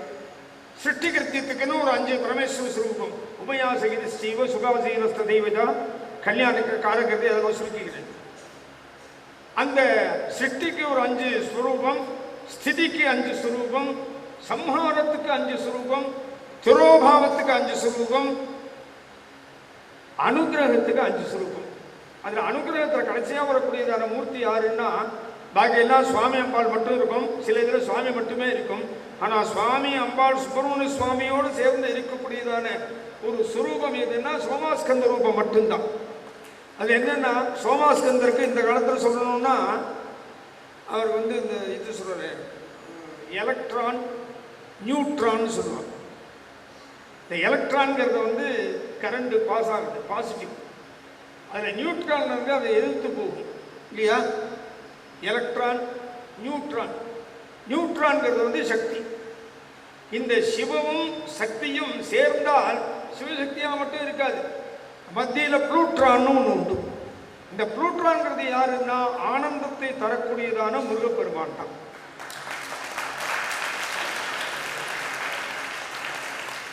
சத்துங்கிற வார்த்தைக்கு சிவாகமத்தில் பரமேஸ்வரன் தான் சொல்லுவோம். அதிருஷ்யஞ்சேது அசத்பாவா திருஷ்யஞ்சேது ஜடிமா பவேது சம்போஹோ தத் வதிரேகேன ஞேயம் ரூபம் விதுர்புதா. அதிருஷ்யஞ்சேது அசத்பாவா, கண்ணுக்கு தெரியாததான ரூபந்தான் பரமேஸ்வரன். கண்ணுக்கு தெரிஞ்சதுன்னா ஜடப்பொருள்டார். அதிருஷ்யஞ்சேது அசத்பாவா, கண்ணுக்கு தெரியல அதனால அது அசத்துன்னு அதை எடுத்துட்டு சம்போகோ தத் வதிரேகேன, அது சத்து ஆனாலும் கண்ணுக்கு தெரியாது. கண்ணுக்கு தெரியலன்னா அது அசத்துன்னு தள்ளிடாது சொல்றாரு. அதிருஷ்யஞ்சேது அசத்பாவா, சரி கண்ணுக்கு தெரிஞ்ச பொருளா எடுத்துக்கலாமா? முடியாது. ஏன்னா அது ஜடம். கண்ணுக்கு தெரிகிற எந்த பொருளுமே ஜடம் தான். லைட்டு ஜடம், அந்த ஸ்டாண்டு ஜடம், அந்த பல்பு ஜடம், ஒயர் ஜடம், உள்ள ஓடக்கூடியதான கரண்ட் மட்டும்தான் அது சக்தி. அந்த சக்திங்கிறது இருக்கு, அது வந்து ஜடம் இல்லை. அந்த அஜடமான ஒரு வஸ்துவை வச்சுதான் இந்த ஜடப்பொருள்லாம் இயங்குறது. அலை அடிக்கிறதுன்னா ஜலம் அலை அடிக்காது, ஜலத்தை அலையால் அடிக்கப்படுகிறது. உயிர் இருக்குன்னா உயிர் அந்த உடம்புக்குள்ள இருக்கும். கையை அசைகிறதுனா கை மட்டும் அசையாது, கையை அசைகிறதுடைய காரணம் அங்க உயிர் இருக்குன்னு அர்த்தம். என்ன பண்ணோம், அமாவாசை அன்னைக்கு நடுராத்திரியில அது போயிட்டே இருந்தோம். ஒரு இதே மாதிரி சோமங்கலத்திலேருந்து தாம்பரம் போகணும், நடுப்புற வயல்காடு தான். அந்த காலத்தில் என்ன சொன்னேன், லைட் ஹீட்டும் ஒன்றும் கிடையாது. அமாவாசை இருக்கிறதால இந்த கையில் டார்ச் லைட்டும் இந்த கையில் ஒரு சின்ன குச்சியும் எடுத்துகிட்டு போனோம். மழை காலம், நன்னா மழை பெஞ்சிருக்கு. இன்னும் மழை விட்டோன்னே எழுந்து நடக்கிறோம். புடவை தேவையில்லை, ஏன்னா அங்கே போய் தூட்டிக்கலான்னு வயற்காட்டு வரப்பில் போயிட்டு வரப்பில் போகும்போது பார்த்தா ஒரு இடத்துல காலை வச்சுருக்கிறோம். வழவழன்னு காலுக்கு அசையலை. வழவழன்னு இருக்கு என்னன்னு அர்த்தம், பயந்துட்டோம். டக்குன்னு காலை எடுக்காம மறுபடியும் டார்ச் லைட் எடுத்து பார்த்தா ஒரு செடி இப்போதான் நிமிந்துக்குது. அந்த செடியினுடைய தண்டு வழவழன்று பயம் தெரிஞ்சு போச்சு. சரி செடிதான் அப்படின்னு சொல்லிட்டு கொஞ்ச தூரம் நடந்து போனா அதே மாதிரி இன்னொரு வழவழன்னு ஒரு உணர்வு வளைஞ்சா மாதிரி திருப்பி பயம் வந்துருச்சு. டார்ச் லைட் எடுத்து பார்த்தோம், நிஜமாவே ஒன்று அங்கே படுத்துட்டு இருந்தது. என்ன படுத்துட்டு இருந்தது? ஒன்று பாம்பு படுத்துட்டு இருக்கு. பாம்பு படுத்துட்டு இருக்கேன், நம்ம காலால மிதிச்சிருக்கோமே, போட்டிருக்கணுமோ இல்லையா? போடலை, ஆனால் படுத்துட்டு இருக்கேன். அப்போ என்ன நினைச்சான், அது என்ன இருக்கா போயிடுத்தான்னா, பாம்பு தான் இருக்கே, உடம்பு தான் இருக்கே, எங்கே போகும் போகுமானா பார்த்துருவோம் அப்படின்னு சொல்லிட்டு அந்த குச்சியை வச்சுட்டு இந்த கடைசியாக பிடிச்சிட்டு அந்த கடைசினால வால் பக்கம் எங்கே இருக்குன்னா டார்ச் லைட்டை பார்த்து அந்த வாலை நோக்கி இப்படி ஒரு தட்டு தட்டோம். ஒரு தட்டு தட்டினோம்னா என்னதான் வால் லேசாக ஆடிட்டு, வால் என்னாச்சு லேசாக ஆடிட்டு பார்த்தோன்னா ஓ அப்படின்ட்டான். இந்த ஓங்கிற வார்த்தைக்கு அர்த்தம் சொல்லுங்க, யாராவது சொல்ல முடியுமா? ஓன்னா என்ன அர்த்தம்னா புரிஞ்சுடுத்துன்னு அர்த்தம். ஓங்கிற வார்த்தைக்கு புரிஞ்சு போச்சு. என்னன்னா பாம்பு படுத்துட்டு இருக்கு, படுத்துட்டு இருந்த பாம்பு அசையல, ஆனா வாழை தொழும் போது பார்த்தா அது அசைகிறது. அப்ப என்ன அர்த்தம்? ஓங்கிற வார்த்தைக்கு அதுக்குள்ள உயிர் இருக்குன்னு அர்த்தம்.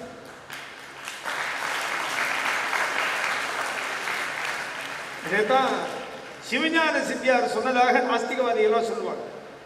நட்டக்கல்லி சுத்தி வந்து 4 பட்சம் சாத்தியே சுத்தி சுத்தி முணுமுணுன்னு சொல்லு மந்திரம் ஏதடா. நீ கோயிலில் போய் உட்காந்துட்டு அந்த நட்டக்கல்லை வச்சுட்டு பூ சாத்திட்டு சுற்றி சுற்றி வந்து என்ன மந்திரங்களான்னு சொல்றியே, உங்களை பார்த்து தான் கேட்டேன். என்னடா மந்திரம் சொல்ற நீ, உனக்கு என்ன தெரிஞ்சு போச்சு தெரியுமா உனக்கு? அங்கே என்ன நட்டக்கல்ல பார்த்து பேசிட்டு வந்தியா, அதே தான் கூட பேசியிருக்காருன்னு கேட்டார்.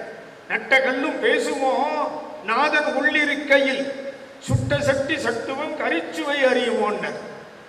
என்ன அர்த்தம்னா நட்டக்கல்லும் பேசுமோ நாதன் உள்ளிருக்கையில கேள்விதானே அது. சட்டி பானை அடுப்பில் வச்சு ஜலத்தை விட்டு அதில் கரிகாயை போட்டு வேக வைக்கிறார். அதில் கொஞ்சம் கொஞ்சம் உப்பு அள்ளி போடுறாரு, கொஞ்சம் மிளகா கடுகு மிளகா தாளிச்சு விட்டு அது உள்ள அள்ளி போடுறாரு. அது என்ன வெந்ததுக்கு அப்புறம் அந்த சட்டுவம்னா கரண்டிக்கு பேரு. அந்த கரண்டியை எடுத்து 2 பெரட்டை பெரட்டுறார்.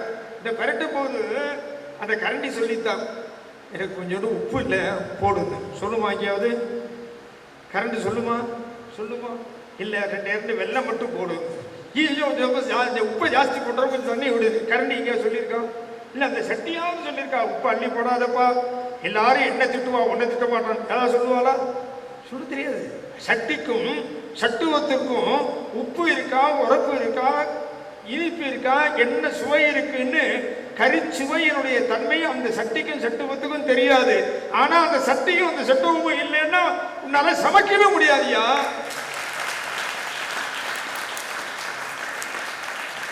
சட்டியும் சட்டுவமும் சமைக்கிறதுக்காக உள்ளதா? தெய்வத்தினுடைய கோயில் என்பதை நம்மளுடைய வந்தவர்களாம் வம்பிடித்து பேசிட்டு போறதுக்காக உள்ளதா? அவனா அந்த சிவபெருமானுடைய அருள், அந்த முருகப்பெருமானுடைய அருள், அந்த பெருமானுடைய அருள், அந்த அம்பானுடைய அருள் நமக்கு புரிந்து கொள்ள முடியும். எப்படி புரிஞ்சு கொள்ள முடியும்? ஓன்னு சத்தம் போடுற மாதிரி புரிஞ்சுக்கலாங்கிறார். எப்படி அர்த்தம்? அதையே சொல்றார். நட்ட கண்ணும் பேசுமோ நாதன் உள்ளிருக்கையில் நம்ம புரிஞ்சுன்னு வச்சுக்கோ. உலகெல்லாம் உணர்ந்து ஓதற்கு அறியதான அந்த தெய்வத்தினுடைய அருள் சக்தியை நாம புரிஞ்சுட்டோம்னா அந்த தெய்வம் நிச்சயமா நமக்கு பேசும்னு அவரே சொல்றார். எங்க பேசுமோன்னு தானே கேட்டார். நட்ட கண்ணும் பேசுமோ நாதன் உள்ளிருக்கையில் தானே சொன்னார். அப்போ கொஞ்சம் லேசா பிரிச்சு பாருங்க. நட்ட கண்ணும் பேசுமோ இல்ல, நட்ட கண்ணும் பேசும். ஓ அந்த ஓ எந்த ஓ? நாதன் உள்ளிருக்கையில் சொல்லக்கூடியது. அந்த பாம்பை பார்த்த உடனே வாங்க ஆடின உடனேயே ஓ சத்தம் போட்டவருக்கு புரிஞ்சுட்டான். அது மாதிரி கோயில தெய்வத்திட்ட பிரார்த்தனை பண்ணி நமஸ்காரம் பண்ணி வந்ததுக்கு அப்புறம் அவனுக்கு அருள் வீட்டுக்குள்ள குரியர்லைய பார்சல்லையும் வரும்போது அவனுக்கு தெரியும், ஓ அந்த தெய்வத்தினுடைய அருள் தான் நமக்கு வந்தது. நட்டக்கல்லும் பேசுமோன்னு கேள்வி இல்லை, நட்டக்கல்லும் பேசும். ஓ நாதன் உள்ளிருக்கையில் தான் அவர் சொன்னார் இல்லையா? அது மாதிரி அந்த எலக்ட்ரானும் நியூட்ரானும் ஒன்னா சேர்ந்தா உள்ளே முளைக்கக்கூடியதான ஒரே ஒரு வஸ்து புளூட்ரான் சொல்லக்கூடியது. அதற்கு சமஸ்கிருதத்துல ஆனந்தம்னு பேரு. சமஸ்கிருதத்துல ஆனந்தம்னு பேரு. இந்த எலக்ட்ரானுக்கு என்ன பேருன்னா சத்துன்னு பேரு. இந்த நியூட்ரானுக்கு என்ன பேருன்னா சித்துன்னு பேரு. இந்த சத்தும் சித்தும் சேர்ந்தா சுவாமி அம்பாலும் சேர்ந்தாச்சுன்னா நடுப்புற வரக்கூடியதான ஆனந்தம் இருக்கே, அதுதான் முருகப்பெருமான்.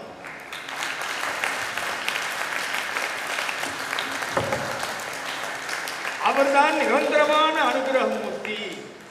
எப்பொழுதுமே நமக்கு அனுகிரகத்தை செய்யக்கூடியதான தன்மை அந்த முருகப்பெருமானுக்கு தான் இருக்கு. அதனால தான் அவன் குமரன், முருகன், முருகன் குமரன் குகன் என்று மொழிந்து உருகும் செயல் தந்து உணர்வு என்று அருள்வாய். பொறு புங்கவரும் புவியும் பரவும் குரு புங்கவ எண்கூற பஞ்சரனைங்கிற பஞ்சரங்கிற வார்த்தைக்கு கூடுன்னு அர்த்தம். கூடு கூண்டு ரெண்டும் ஒரே அர்த்தம் தான். இந்த பிடியதன் ஒரு உமை கொலைன்னா கொள்ளைன்னு அர்த்தம்.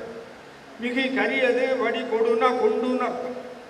எங்க பாலசார புத்தகங்களை கேட்டேன், இன்னைக்கு என்னடா சாயங்காலம் டிஃபன் கேட்டேன், போடான்ட்டான். யாரா சொன்னது? மங்களமா பசுதியா? பசுதி தான் சொல்லுவாங்க. அவன் சொன்னான் போடா அப்படின்ட்டான். ஏடா வாத்தியாரை பார்த்த மரியாதை இல்லை. பயணியில் இருக்கும்போதே பையனை அப்படிதான் கேட்டுருந்தேன். தண்டாயுதபாணி சுவாமின்னு எழுதி சொன்னேன். தண்டாயுதபாணி சொன்னால் முதல் பையன் அப்போ தான் எழுத்து கற்றுக்கிறான். அதுக்காக தண்டபாணி அப்படின்னு எழுதினோடனே தண்டபாணின்னு முதல்ல எழுதிட்டான். கொண்டு வந்து காமிச்சான். ஏண்டா தண்டபாணின்னு எழுதிருக்கே, தண்டான்னு போட்டுருக்கே, எத்தனா விடான்னு என்னை பார்த்தா அவன் சொல்கிறான் 3ஆவது விடாங்கிறான். என்னை பார்த்து சொல்கிறான், என்கிட்ட படிக்கிற பையன் யாரா காந்தி, யாரோ தெரியல, அதான் இருக்கும். யாரே இப்போ கணேசன் பனையூர். இதுமாரி அங்கேயெல்லாம் டாவெல்லாம் கேட்டிருக்கேன். இங்கே வந்தாலும் போடான்ட்டான். அவன் விருண்டாதான் போட்டான், இவன் போகணும் போட்டான், போடா அப்படின்ட்டான். அப்புறம் தான் கேட்டேன், இல்லைம்மா நீங்கள் சொன்னீங்க இல்லையோ, பிடியதன் ஒரு உமை, ஊசல்னா ஊஞ்சல்னு அர்த்தம், இரடுன்னா இரண்டுன்னு அர்த்தம், பிடியதன் ஒரு உமை கொலை, நீ கொலைன்னா கொள்ளைன்னு அர்த்தம் அப்படின்னா போடான்னா போட்டான்னு நீங்கள் அர்த்தம் எடுக்க மாட்டீங்களான்னு. போடான்னா போட்ட நடுப்புற உள்ள எழுத்து இயல்பது மருகுவது என்பது அதனுடைய லோபமாறுது. நடுப்புற உள்ள அர்த்தாட்சர லோபமாறுதுங்கிறது இலக்கணத்தினுடைய வழிமுறைகள்.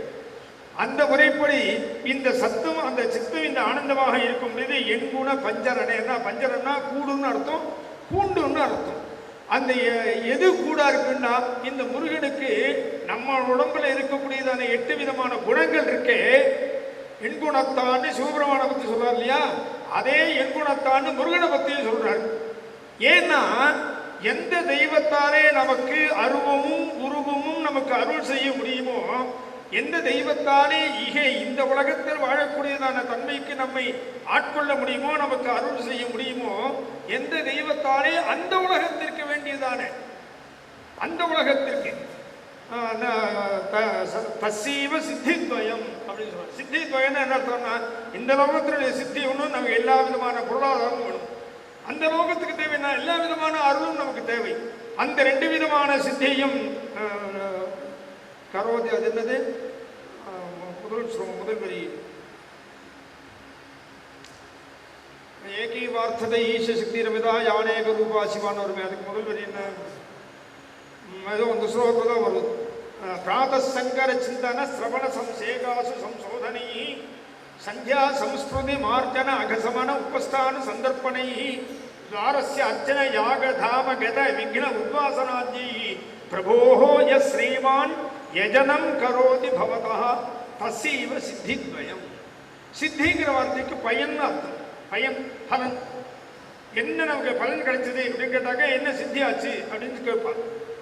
அந்த சித்தித்வயம்ங்கிறது 2 இகபர சித்திகளை 2 சித்திகளையும் எந்த தெய்வம் நமக்கு அருள் செய்கிறதோ அந்த தெய்வம் தான் முழுமுதற் கடவுள்னு சொல்றாங்க.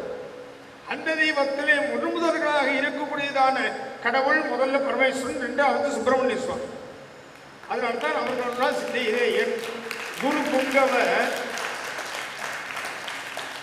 அவர் 2 விதமான பயன்களை நமக்கு தருவதனாலே என்னிடம் இருக்கின்றதான பாஞ்ச பௌதிகமான இந்த சரீரமும் அதற்குள்ளே இருக்கக்கூடியதான 8 விதமான 3 விதமான மனசு புத்தி அகங்காரம் இருக்கு. இதுக்கு 8 இந்த 5ம் அந்த 3ம் சேர்ந்ததான 8 விதமான குணங்கள் இருக்கு. இந்த 2 குணங்களே 2 விதம். வெளியில பார்க்கும்போது பார்த்தா சூரியன், சந்திரன், ஆத்மா, பஞ்சபூதங்கள்னு வெளியில வந்துடும். அதான் பஞ்சமூர்த்திகள், அது அஷ்டமூர்த்திகள். அவேகிமாம் கிங்கரம் அஷ்டமூர்த்தே. அந்த அஷ்டமூர்த்திகளுடைய சுரூபத்தை அந்தர்கதமா சொல்ல வரும்போது பார்த்தா புரியஷ்டகம்னு சொல்லுவோம். புரியஷ்டகங்கிறது என்னன்னா 8 விதமான புரிகள். அது நம்ம உடம்புலேயே இருக்கக்கூடியது. அது அந்த கரணம்னு அதற்கு பெயர். என்ன அர்த்தம்னா பூமியினுடைய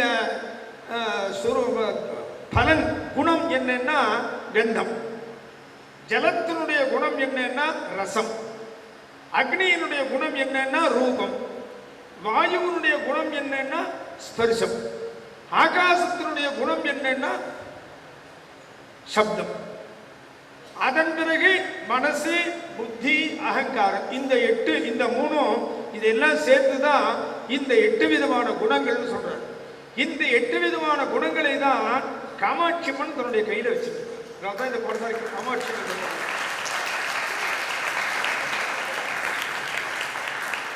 லலிதா சகஸ்ரநாமத்தில் சொல்லும் போது நம்மளுடைய மனசு இருக்கே, அது அம்பாள் கையில் இருக்கக்கூடியதான கரும்புகள். அம்பாள் கையில் இருக்கக்கூடியதான 5 வகையான பூ இருக்கே, அந்த பூ சேர்ந்ததான ஒரு பானம். அதற்கு பெயர் பஞ்ச தன்மாத்திரைகள்னு பேர். நம்மளுடைய உடம்பில் இருக்கக்கூடியதான இந்த அகங்காரம் இருக்கே, அதுக்கு அங்குசம்னு பேர். அம்பாள் கையில் அங்குசம் இருக்கு. அதே மாதிரி புத்தி கோச்சரமாக இருக்கக்கூடியதான அந்த தன்மைக்கு ராகம்னு பேர். அதற்கு அம்பாள் கையில் இருக்கக்கூடியதான பாசம்னு சொல்றோம். ராகஸ்வரூப பாசாட்யா குரோதாகார அங்குசோஜ்வலா மனோரூப இக்ஷுகோதண்டா பஞ்ச தன்மாத்திர சாயகா. இந்த 5 அந்த 3 சேர்ந்து 8 எண்குணத்தான். எண்குண பஞ்சரனேன்னு இந்த சுப்பிரமணிய சுவாமியை பற்றி தான் சொல்றார். அவர் எண்குண பஞ்சரனேன்னு. இந்த 8 விதமான குணங்களையுமே நம்ம ஒவ்வொரு தேவதைகளுக்கும் ஒன்னொன்னும் சமர்ப்பணம் பண்ணணும். அதாவது வரி மாதிரி வசூல் பண்ணுவாவா. எதை வசூல் பண்ணுவா? 8 விதமான இந்த குணங்கள் இருக்கு.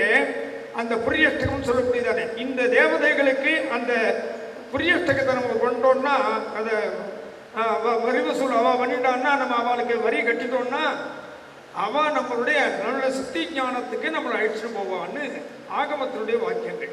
அது என்ன, யாராரு எந்தெந்த தெய்வம்னா சப்தஸ்பரசோ தியஜேத் பிராமே ரசம் வை கேசவே தியஜேத்.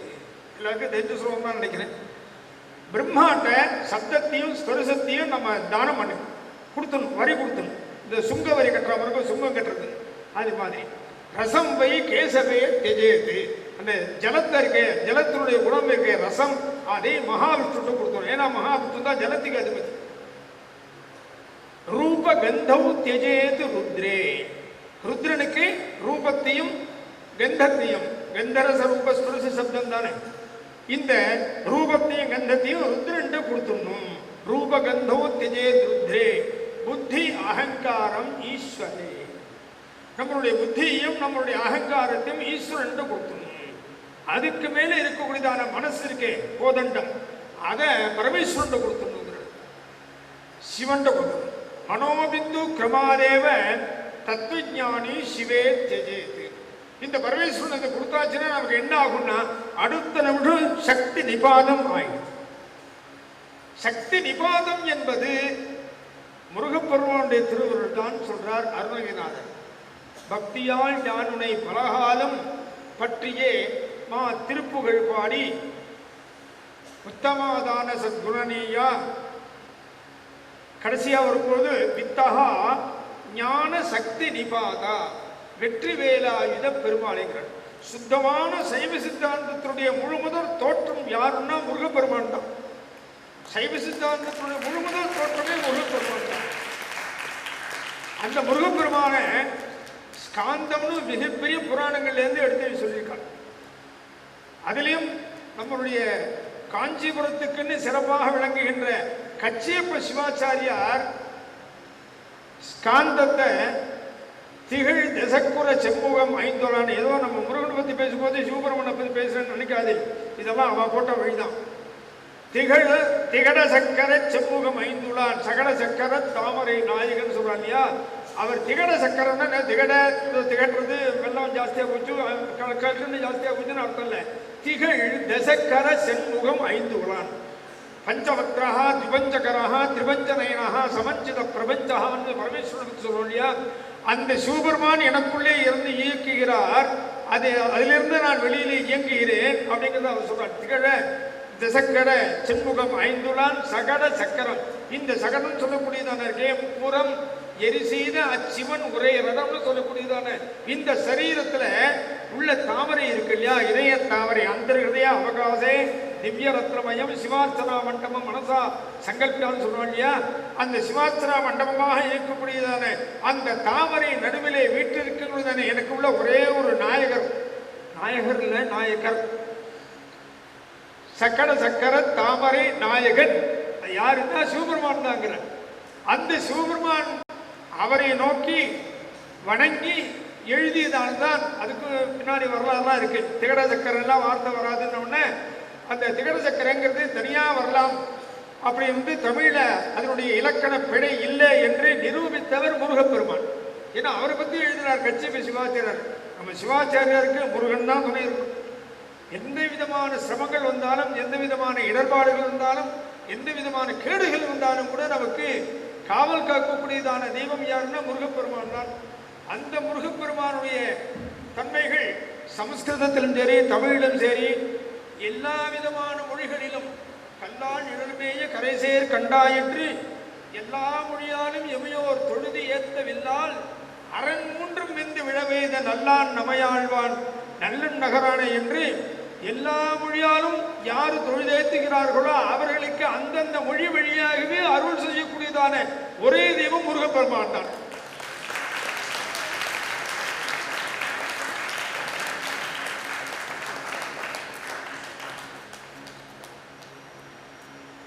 அப்படி சிறந்த ஒரு மிக பெரியதான முருகப்பெருமான் நிறைய திருவிளையாடல் விளையாடிருக்கிறான்னு சொன்னோம் இல்லையா. என்னென்னங்கிறத முதல் இரண்டாவது கந்தர் அனுபூதியில சொல்கிறார். உல்லாச நிராகுல யோக இத சல்லாப வினோதமும் நீ அலையோ. எல்லாம் அற என்று இருந்த நலம் சொல்லாய் முருகா சுரபூபதியே. முருகா நீ தான் எனக்கு உபதேசம் பண்ணுங்கிறார். எனக்கு இப்பவும் முருகன் தான் உபதேசம் பண்ணணும்னு நான் கேட்டுக்கிறேன். என்ன அர்த்தம்னா உல்லாசம், நிராகுலம், யோகம், இதம், சல்லாபம், வினோதம், இந்த 6 வகையான விளையாடல்களை முருகப்பெருமான் தமிழ்நாட்டில் தான் நிகழ்த்தியிருக்கிறார். உல்லாசம்ங்கிறது திருப்பரங்குன்றத்தில் இருக்கக்கூடியது. அந்த முருகப்பெருமான் தெய்வ யானையை திருமணம் செய்து கொண்டதான ஸ்தலம். அதனாலே அதற்கு முதற் படை வீடுன்னு பேர். முதல்ல உல்லாசம் தான் போடுறார். அறுபடை வீடுன்னு சொல்றாங்க. எந்த வரிசைப்படி சொல்றாருன்னா இந்த வரிசைப்படி தான் சொல்றாரு. இரண்டாவதாக வரக்கூடியது நிராகுலம். ஆகுலம்னா கஷ்டம். ஆகுலம் யாகுலங்கிறதுலாம் கஷ்டம். இந்த காலத்துல யாரோ வியாகுலம் அப்படின்லாம் பேர் வச்சுக்கிறாங்க. ஃபாதர் வியாகுலங்கிறாங்க, தந்தை வியாகுலம். வியாகுலம்னா கஷ்டம்னு அர்த்தம். இன்னும் அவங்களுக்கு கூட கஷ்டம். இன்னும் தின்னாவாலாம் அப்படி பேசுக்கிறோம். நம்மளாம் வியாகுலம் நெருகிறவங்க பேர் வச்சுக்கோம். நம்மளும் சில பேருக்குலாம் அப்படி தான் வச்சுருக்கோம். முழுக்க பேர் வச்சுட்டு பாதியிலும் கொடுப்போம். வள்ளின்னு பேர் வச்சுட்டு வள்ளுன்னு விடுற மாதிரி சுருங்க சொல்லலாம். வள்ளின்னா பெருசாக இருக்கான். அதே மாதிரி ஆபத் சகாயேஸ்வரன் அப்படின்னு பேர் வச்சாச்சுன்னா ஆபத்து அப்படின்னு கூப்பிடுவான். ஏன் சகாயன்னு கூப்பிட்டாங்க, சகாயன்னா வேற அர்த்தம் வந்துடுவான். அதனால ஆபத்துன்னு மட்டும் கூப்பிட்டு இருக்காங்க. ஆபத் சகாயன்னு முழுக்கா கூப்பிட்டுருக்கோம். இல்லையா வேணும்னா ஆசைன்னு கூப்பிட்டு வச்சு போனாங்க. ஆவண்ணா சாணான்னு போட்டு வச்சு போடுவாங்க. இப்போ என் பேரில் போடுவாங்க சோபான்னு போடுவான். சரி எல்லாரும் கூப்பிடும்போது சோபான்னு கூப்பிட்டோன்னா நல்லா இருக்கு. சோபாவது கட்டிலாவதுன்னு ஆகிடும். அது மாதிரி இல்லாமல் சில விஷயங்களை சுருங்க கூப்பிடுறேன்னு சொல்லிட்டு எல்லாத்தையும் இருந்துக்கிட்ட பண்ணிடுவா இல்லையா. அந்த வியாகுலம்ங்கிறது கஷ்டம்னு அர்த்தம். அதுக்காக சொல்றதுக்கு வந்தேன். உல்லாச ஆகுலத்தை போக்கடிக்கக்கூடியவர் முருகப்பெருமான். நமக்கு ஏற்பட்டதான சூரபத்மாதி அசுரர்களால் ஏற்பட்டதான அந்த சிரமங்களை எல்லாம் போக்கெடுத்தவர் முருகப்பெருமான். அதை விளையாடியது திருச்செந்தூர்ல. அதனால திருச்செந்தூர் 2ஆம் படை வீடு. உல்லாச நிராகுல யோகம். யோகங்கிறது எல்லாருக்குமே தெரிஞ்சதுதான். யோக நிலையில் நிஷ்டையில காவி வேஷ்டி கட்டின்னு அமர்ந்ததான ஒரே ஒரு ஸ்தலம் எதுன்னா பழனி தான். அதனால யோக நிலையிலே இருந்து அருள் செய்யக்கூடியதான ஞானஸ்வரூபம். அந்த ஞானஸ்வரூபங்கிறதுனால தான் அவர் கையிலே ஞான தண்டாயுதபாணி சுவாமின்னு பேர். கையிலே தண்டம் வச்சிருப்பார். அந்த தண்டத்திற்கு என்ன பேருன்னா ஞான தண்டம்னு பேர். ஏன்னா இந்த பக்கம் வள்ளி, அந்த பக்கம் தேவசேனை இருப்பா. வள்ளிங்கிறது இச்சாசக்தி, இந்த பக்கம் தேவசேனைங்கிறது செயல்பாட்டுக்குன்னு உள்ளது, செக்ரட்டரி. அதனால அவருக்கு கிரியாசக்தின்னு பேரு. இச்சாசக்தி இருக்கா, கிரியாசக்தி நடுப்புற ஞானசக்தி எங்க இருக்கா, முருகப்பெருமானே அதுதான் சொல்லிட்டு கையில ஞான தண்டத்தை வச்சுக்கிட்டார். அதனால இச்சா ஞான கிரியாசக்தி ஸ்வரூபா யரமஹா அப்படின்னு அர்ச்சனை வருதுன்னா 3 சக்தியும் சேர்ந்து ஒன்றாக ஒருங்கே இணைக்கப்படக்கூடியதான ஒரு கடவுள் யாருன்னா ஞானசக்தி ரூபமா இருக்கக்கூடியதான சுப்பிரமணிய சுவாமி தான். அடுத்து வரக்கூடியது ஹிதம். உல்லாச நிராகுல யோக இதம். இதம்னா ஹிதோபதேசம்னு அர்த்தம். ஹிதோபதேசம் பண்ணது சுவாமி மலையில். சுவாமி மலையில சிவபெருமானுக்கு உபதேசம் பண்ணார். யோக இத. அடுத்தது வரக்கூடியது சல்லாபம். சல்லாபங்கிற வார்த்தைக்கு ஏற்கனவே தான் ஒருத்தர் கல்யாணம் ஆயிடுது, சும்மா இருக்க வேண்டியது தானே. ஏற்கனவே யாராவது ரொம்ப பக்தியா இருந்தாலும் அவர் தங்கிட்ட இழுத்துக்குவார். இப்படி இழுத்துக்கிறதுல முதல் கடவுள் யாருன்னா முருகப்பெருமான் தங்கிட்ட இழுத்துட்டார். சல்லாபம். வேடிக்கையா ஒரு பாட்டு ஒன்று பாடுவோம். திருப்பரங்குன்றத்தில் நீ சிரித்தால் திருத்தணி மலை மீது எதிரொலிக்கும். கேள்விப்பட்டிருக்கீங்க? திருப்பரங்குன்றத்தில் நீ சிரித்தால். திருப்பரங்குன்றம் முதல் படை வீடு. அது தெற்க கடைசியா இருக்கு. பழமுதிர் சோலை எல்லாம் தாண்டி அதை தாண்டி அர்த்தம் இருக்கக்கூடியது. அதுக்கு நேர் கிழக்க இருக்கக்கூடிய திருச்செந்தூர் தான். இன்னும் தெற்க கடைசியா இது இந்த கடைசியில இருக்கு. இந்த கடைசியில இருக்கக்கூடியது திருத்தணி மலை, வடக்க கடைசியா இருக்கக்கூடியது. இதுக்கு அதுக்கு என்னையா சம்பந்தம்? அவர் பாடுறார், முருகனே பயமுறுத்துற முருகா திருப்பரங்குன்றத்தில் நீ சிரித்தால் திருத்தணி மலை மீது எதிரொலிக்கும். இது பயப்படுற மாதிரியா இருக்கு. பக்தியோட தானே பாடியிருக்காரு. இருந்தாலும் என் கண்ணுக்கு எனக்கு பயப்படுற மாதிரி தோன்றுறது. என்ன அர்த்தம்னா திருப்பரங்குன்றத்தில் போய் நீ சிரிச்சுடாத. நீ சிரித்தால் என்னாகும்? திருத்தணி மலை மீது எதிரொலிக்கும். சிரிப்புக்கு எதிரொலியது அங்க போன நீ அழுவ. பவனேன்னு முருகனுக்கு தான் பேரு. அங்க போய் நீ அழுவ. இங்கே சிரிச்சிடாத, அங்கே போய் அழுதுருவேன், ஜாக்கிரதையா இருந்துக்கோ. இங்கே போகிறது அங்கே தெரியக்கூடாது, அங்கே போகிறது இங்கே தெரியக்கூடாதுன்னு பாண்டதாக ஒரு அர்த்தம் மாதிரி ஒன்று வருது இல்லையா? வேடிக்கையான அர்த்தம் தான் அது. அப்படி அர்த்தம் இல்லை. திருத்தணி மலை மீது எதிர்க்கிறது உன்னுடைய சிரிப்பு அது வரைக்குமே தெரியும்னு அர்த்தம். உண்மையான அர்த்தம் அதுதான் அது. அதனால திருத்தணிக்காரெல்லாம் உட்காந்துருக்காங்க, பூச்சிட்டு போகிறோம். ஏன்னா அவர் அங்கே வள்ளியே இருப்பார். ஏன்னா அங்கே இருக்கிறதே வள்ளி தானே. அதனால வள்ளியோடு அங்கே சல்லாபம் செய்த இடம்ங்கிறது அந்த திருத்தணி மலை. அப்புறம் வினோதம்ங்கிறது பலவிதமான, இப்போ மருதமலைங்கிறார், 7வது படை வீடுங்கிறார் இல்லையா, இது மாதிரி குன்றுதோறாடல் அப்படின்னு வச்சுருக்கான். அதுலேயும் அந்த பெருமாள்கிட்ட ரொம்ப பெரிய, மாமாட்ட ரொம்ப பிரியம் ஜாஸ்தி. ஏன்னு கேட்டால் மாமா தான் பொண்ணு கொடுத்தார். மாமா தான் பொண்ணு கொடுத்தாங்க. எப்படி பொண்ணு கொடுத்தார்? இவருடைய இந்திரனுடைய பொண்ணு தானே, அவன் நம்பிராஜனுடைய பொண்ணு தானே, இவன் 2 பேருடைய பொண்ணு தானே அவர் கல்யாணம் பண்ணிருக்கார். நம்பிராஜனுடைய பொண்ணு யாரு? வள்ளி. இந்திரனுடைய பொண்ணு யாரு? தெய்வானை. இந்த நம்பிராஜனும் இந்திரனும் அவளுடைய பொங்கல் எப்படி பெருமாளுடைய பொங்கலாக ஆகும்? நீங்களா யார்? உங்களுக்கு ஒன்று சொல்லிக்கிறேன், புரிஞ்சுக்கோ. பொன் குழந்தைகளுக்கு முக்கியமாக சொல்லிக்கிறேன், யாரு எந்த ஜாதியில் பிறந்தீங்களோ அந்த ஜாதியில தான் கல்யாணம் பண்ணிக்கணும். இதுக்கு எடுத்துக்காட்டு யாருன்னா முருகப்பெருமான் தான். யாரு எந்த ஜாதியில பிறந்தீங்களோ அந்த ஜாதியில தான் கல்யாணம் பண்ணிக்கணும். அதுதான் நம்ம அர்ச்சனா பிரகாசகால நித்தியானுஷ்டான விதியில சொல்ல வரும்போது ஒரு மாதிருத பிதிருத சுத்தாங்கிற காரணாகம் நித்தியார்ச்சனா விதி மண்டலத்தில் சுத்தை சிவத்விஜைர் முக்கியி சதாச்சார சமன்விதைங்கிறார் இல்லையா. சுத்தமான சிவத்விஜர்களால். அது என்ன சுத்தமான? என்ன சோப்பு போட்டு கழுவிட்டான்னு அர்த்தமா? இல்லை வேற ஏதாவது போட்டு சுத்தம் பண்ணிட்டான்னு அர்த்தமா? சுத்தங்கிற வார்த்தைக்கு என்ன அர்த்தம்னா மாதிருத பிதிருத சுத்தா, சுத்தாத்மா, சுத்த செய்வன். அவன் அம்மாவும் ஆதிசைவர்களா இருக்கணும், அவன் அப்பாவும் ஆதிசைவர்களா இருக்கணும். அப்பாவும் அம்மாவும் ஆதிசைவர்களா இருந்து அவனுக்கு பிறக்கிற குழந்தையா இருந்தானா இவன் பரார்த்தாலய பூஜை பண்றதுக்கு அதிகாரம் உள்ளவனா ஆவான். யாராவது ஒருத்தர் கலப்பு வந்துருந்துன்னா இவன் பரார்த்தாலய போறதுக்கு அதிகாரம் கிடையாது. அதுக்கு உதாரணம் சுந்தரமூர்த்தி நாயனார் தான். சுந்தரமூர்த்தி நாயனார் குருகுலாத்த பொண்ணை தான் கல்யாணம் பண்ணி போகணும்னு ஆசைப்பட்டார். நம்ம தானே இருக்கோம், தெரியுமா சொல்றோம்.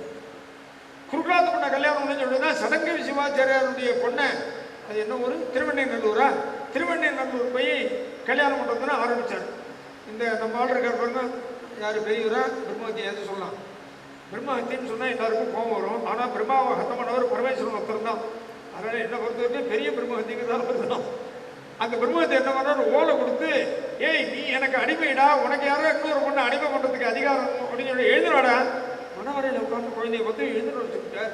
சுந்தரமூர்த்தி நாயனார் என்ன ஆச்சு? நீ வாடா நீ அப்படின்ட்டார். ஏன்னா அவர் குடும்பத்து பொண்ணு. இவருக்கு தெரியும் இந்த சுந்தரமூர்த்தி நாயனார் இங்கே வந்திருக்கிறது என்ன தமிழில் பாடுறதுக்குன்னு. குருக்கள் தானே உள்ளவே கர்ப்பகத்தமே பூஜை பண்ண அப்படியே சமஸ்கிருதத்தில் ஸ்தோத்திரம் சொன்னானே. தமிழ் மேலே அவருக்கு அவ்வளவு பற்று. நீ தமிழில் பாடுற இல்லையா, நீ தமிழில் பாடுற மாதிரியே உனக்கு உன்னுடைய வாழ்க்கையை நான் ஏற்பாடு பண்ணுறேன்னு சொல்லி இந்த குருகுலாத்த பொண்ணை அழிச்சிருவான்ட்டார். ஏன்னா இந்த குருகுலாத்த பொண்ணுக்கு மூலமாக ஒரு குழந்தை பிறந்தான்னு வச்சுமா, அவனே எங்கள் அப்பா வேறு பித்தா பீரை சூடி பேரு மானே அருளாலான்னு பாடுவான்.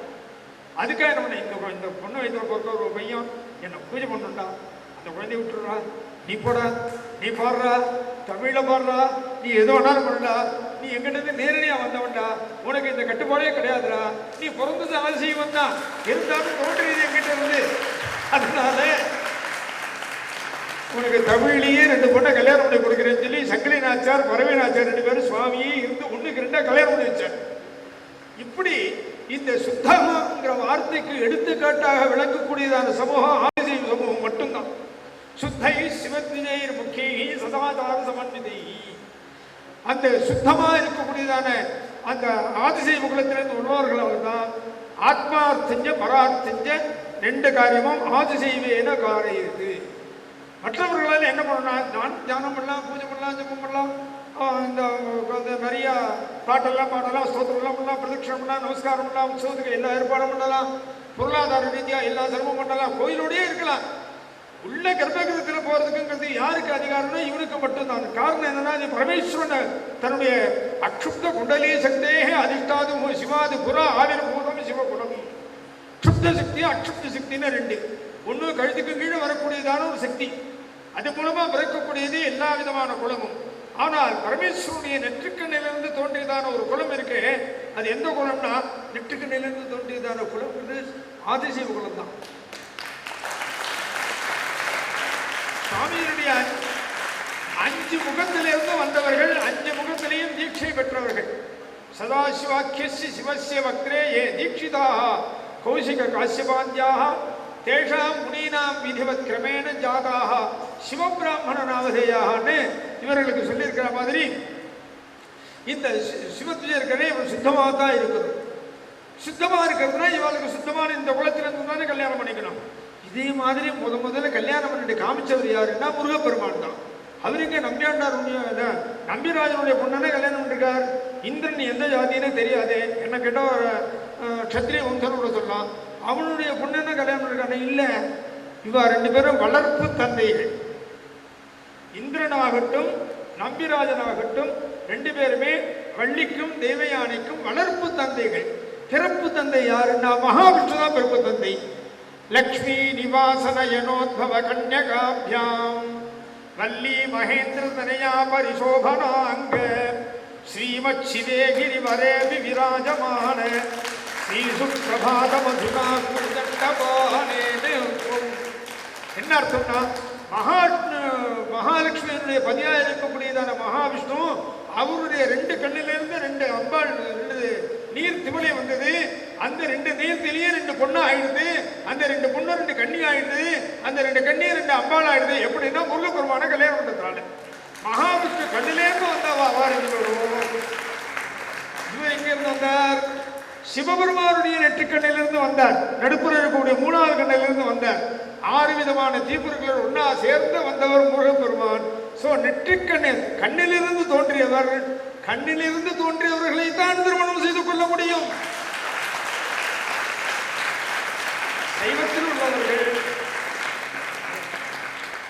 சைவத்தில் உள்ளவர்களை மட்டும்தான் திருமணம் செய்து கொள்ள முடியும். வேறு யாரும் சைவத்துக்கு சைவமும் போயிடும், அவருடைய தர்மமும் போயிடும், எதுவும் போயிடும். நம்மளை ஜாக்கிரதையா பார்த்துக்கணும்னா நாம இருக்க வேண்டும் என்று எடுத்து காட்டியதான ஒரு பெருங்கடவுள் முருகப்பெருமானாக இருப்பதனால தான் அவரே எல்லோருக்கும் உபாசனையாகவும் உபச்சாரமாகவும் முழுமுதற் கடவுளாக அமைந்திருக்கக்கூடியதான கௌமார வழிமுறைப்படி யார் முருகப்பெருமானை வணங்குகிறார்களோ இவர்களுக்கெல்லாம் சிவ அனுகிரகம் பூர்ணமாக கிடைக்கும்னு அதையும் சொல்றேன். சிவ அனுகிரகம் பூர்ணமாக கிடைக்கணும்னா முருகப்பெருமானுடைய தந்தை அவர் வழிபடி நீயும் நின்று அருள் செய்ய வேண்டும் என்று அருணகிரிநாதர், நீ எத்தனையோ கச்சேபி சிவாச்சாரியார், எத்தனையோ முனிவர்கள், எத்தனையோ மகரிஷிகள், எத்தனையோ பெரியவாள்லாம் முருகப்பெருமானையே தன்னுடைய தலை தெய்வமாக முதல் தெய்வமாக வணங்கி வழிபட்டதான ஒரு சம்பிரதாயம் என்பது கௌமார சம்பிரதாயம். அந்த கௌமார சம்பிரதாயத்தை பற்றி சொல்றதுக்கு எனக்கு வயசும் பொருளை வயசும் பொருளை கொஞ்சம் உடம்பும் பொருளை, அதனால ஏதோ இல்லை வலேசம் இந்த முருகப்பெருமானை பற்றி சிந்திப்பதற்கு வாய்ப்பளித்த நம்மளுடைய இந்த பாடசாலையினுடைய காமாட்சி வேதேஸ்வர வித்யாலயத்தினுடைய முதல்வர் மற்றும் ஆசிரியர்கள் சிறந்த மாணவர்கள் வந்திருக்கக்கூடிய பெரியவா எல்லாருக்கும் என்னிடம் தோன்றியதான விஷயங்களிலே குறைபாடுகளை நீக்கி நல்லவைகளை கொள்ளுமாறு கேட்டுக்கொண்டு, அப்படியாவது நல்லவைகளாக இருந்தால் அது என்னுடைய குருநாதனுடைய திருவுருளையை சாரும் என்பதை தெரிவித்துக் கொண்டு வாய்ப்பளித்தவர்கள் என்று பாராட்டி நிறைவு செய்கிறேன். எடுக்கலாம் அப்படின்னு புஸ்தகத்தை கையில் வச்சுட்டேன். உங்களை மாதிரி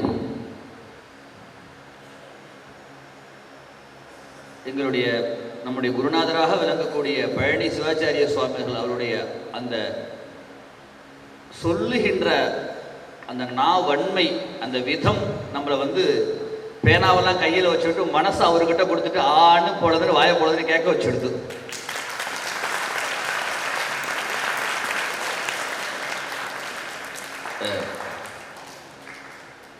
ரொம்ப நாள் ஒரு சிஷ்யன் குருநாதர்கிட்ட இருந்துட்டு இருந்தான். ஆத்துக்கு அனுப்ப மாட்டேங்கிறாரு, வச்சுட்டே இருக்கார். அவனுக்கிட்ட போனேன்னா நான் எப்போ ஆற்றுக்கு போகலாம் அப்படின்னு அவர்கிட்ட போய் கேட்டானா. இப்படி பார்த்தாரான் குருநாதர். அந்த கிரந்தாலயம் வச்சிருப்பார். புஸ்தகத்தை திறந்து விட்டு, இதெல்லாம் உனக்கு எப்போ படித்த மாதிரி படித்தாக அப்படி எத்தனை படித்தாக சந்தி தத்திர கச்சேது அப்படின்னாராம். இதெல்லாம் பாரு, இந்த புஸ்தகத்தெல்லாம் பாரு, இதெல்லாம் படித்த மாதிரி எப்போ தோன்றதோ அப்போ நீ ஆற்றுக்கு போ அப்படின்னாரா. அவன் நம்ம கேஸு, என் கேஸு சொன்னாரா, குரு படித்தாக அப்படி அப்படித்தாக சந்தின்னானா. எனக்கு படித்தவனுக்குலாம் கூட படிக்காத மாதிரி தான் தெரியுது அப்படின்னானா. இப்போவே ஆற்றுக்கு போன்ட்டாரான். எதுக்கு சொல்ல வரேன்னா, அதுலேருந்து லீடு எடுத்து ஏதாவது கொஸ்டின் பண்ணலாம் அப்படின்னு கேள்வி கேட்கலாங்கிற சிந்தனை இருந்தாலே இவருடைய சொல்வன்மை முருகப்பெருமானுடைய வேலாயுதம் போல அதை அழிச்சிடும்.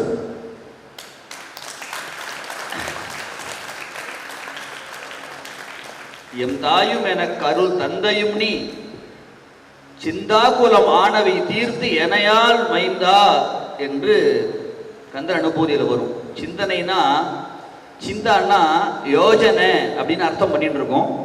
ஆனால் சம்ஸ்கிருதத்தில் கவலைக்கு சிந்தான்னு பேர். அதனால சிந்தா மாஸ்து அப்படின்னு சொல்றோம், கவலைப்படாதேன்னு சொல்றோம்.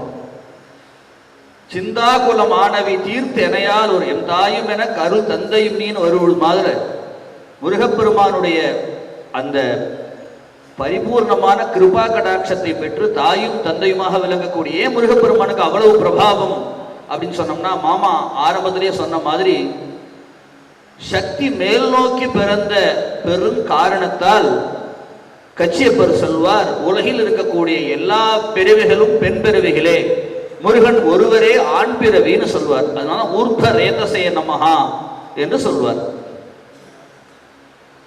இன்னொரு தனிச்சிறப்பு உண்டு. தமிழ் கடவுள் முருகன் அப்படின்னு சொல்லிட்டு இருக்கோம். மொழிக்கு ஒரு கடவுள் இருக்க முடியுமா அப்படிங்கிறது டவுட். கடவுள் என்பவர் மொழி சார்ந்தவரா என்று சொன்னால், ஆம் என்று சொன்னால், முருகனை தவிர மெத்த கடவுள்களுக்கு அந்த மொழி வரையறை என்பது உண்டா அப்படிங்கிறது அடுத்த கொஸ்டின் வந்துடும். ஹீப்ரு மொழிக்கு தெரிந்தவர்களுக்கு மட்டும்தான் ஜீசஸ் சொந்தமா இருக்க முடியும், தமிழுக்கு தான் சொந்தம் முருகன் அப்படின்னு சொன்னா, யாரெல்லாம் ஹீப்ரு தெரியறதோ அவளுக்கு மட்டும்தான் ஜீசஸ் காட் அப்படிங்கிற வந்துடும். அந்த வரையறை அங்கெல்லாம் வராது. அவர் தேசம் கடந்தவர். முருகன் வரும் பொழுது மட்டும் மொழியை உற்சாகமாக்கி கொண்டாடலாம், தவறில்லை. ஆனால் மொழியை ஆயுதமாக்கி அடுத்த மொழிக்காரன் கும்பிடக்கூடிய கடவுள் இல்லைன்னு தடை பண்றதுதான் அங்க பிரச்சனை வருது. என் பிளாக்ல நான் எழுதியிருப்பேன், வடமொழி தந்த வள்ளி மணாலன்னு ஒரு பெரிய ஆர்டிக்கல் எழுதியிருப்பேன். முழவோசைன்னு ஒரு பிளாக் வச்சிருக்கேன். ஃபேஸ்புக்கு முன்னாடி பிளாக் ரொம்ப பிரசித்தமா இருந்த காலகட்டங்கள் 2015-14 அந்த காலகட்டங்கள்ல நவ வியாக்கரணங்கள் உண்டு. ரொம்ப நாள் எடுத்துக்கல, முடிச்சுடுறேன். நவ வியாக்கரணங்கள் உண்டு, நமக்கு தெரியும். ஐந்திரம்,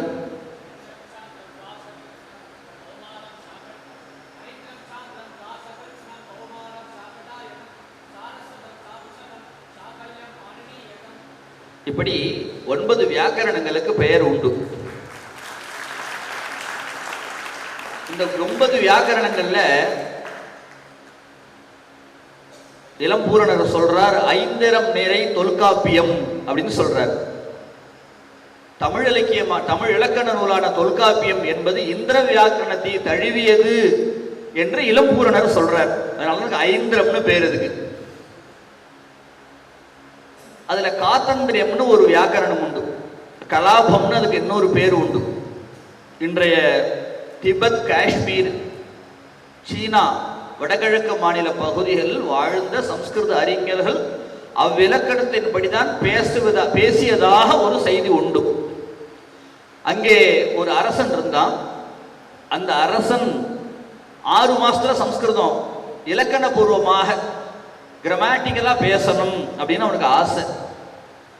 ஒரு சம்ஸ்கிருத பாஷா அபிஞரை கூப்பிட்டா, நீங்க என்ன பண்ணவே தெரியாது, எனக்கு 6 மாசத்துல சம்ஸ்கிருதம் சொல்லி தரணும் கிராமட்டிக்கலா அப்படின்னு சொன்னான். முடியாதுன்னு சொன்னார். முடியாதுன்னா தலை இருக்காதுன்னுட்டான். இவர் ரொம்ப வருத்தப்பட்டு போய் முருகப்பெருமான பிரார்த்தனை பண்றார். முருகப்பெருமான் தோன்றுகிறார்.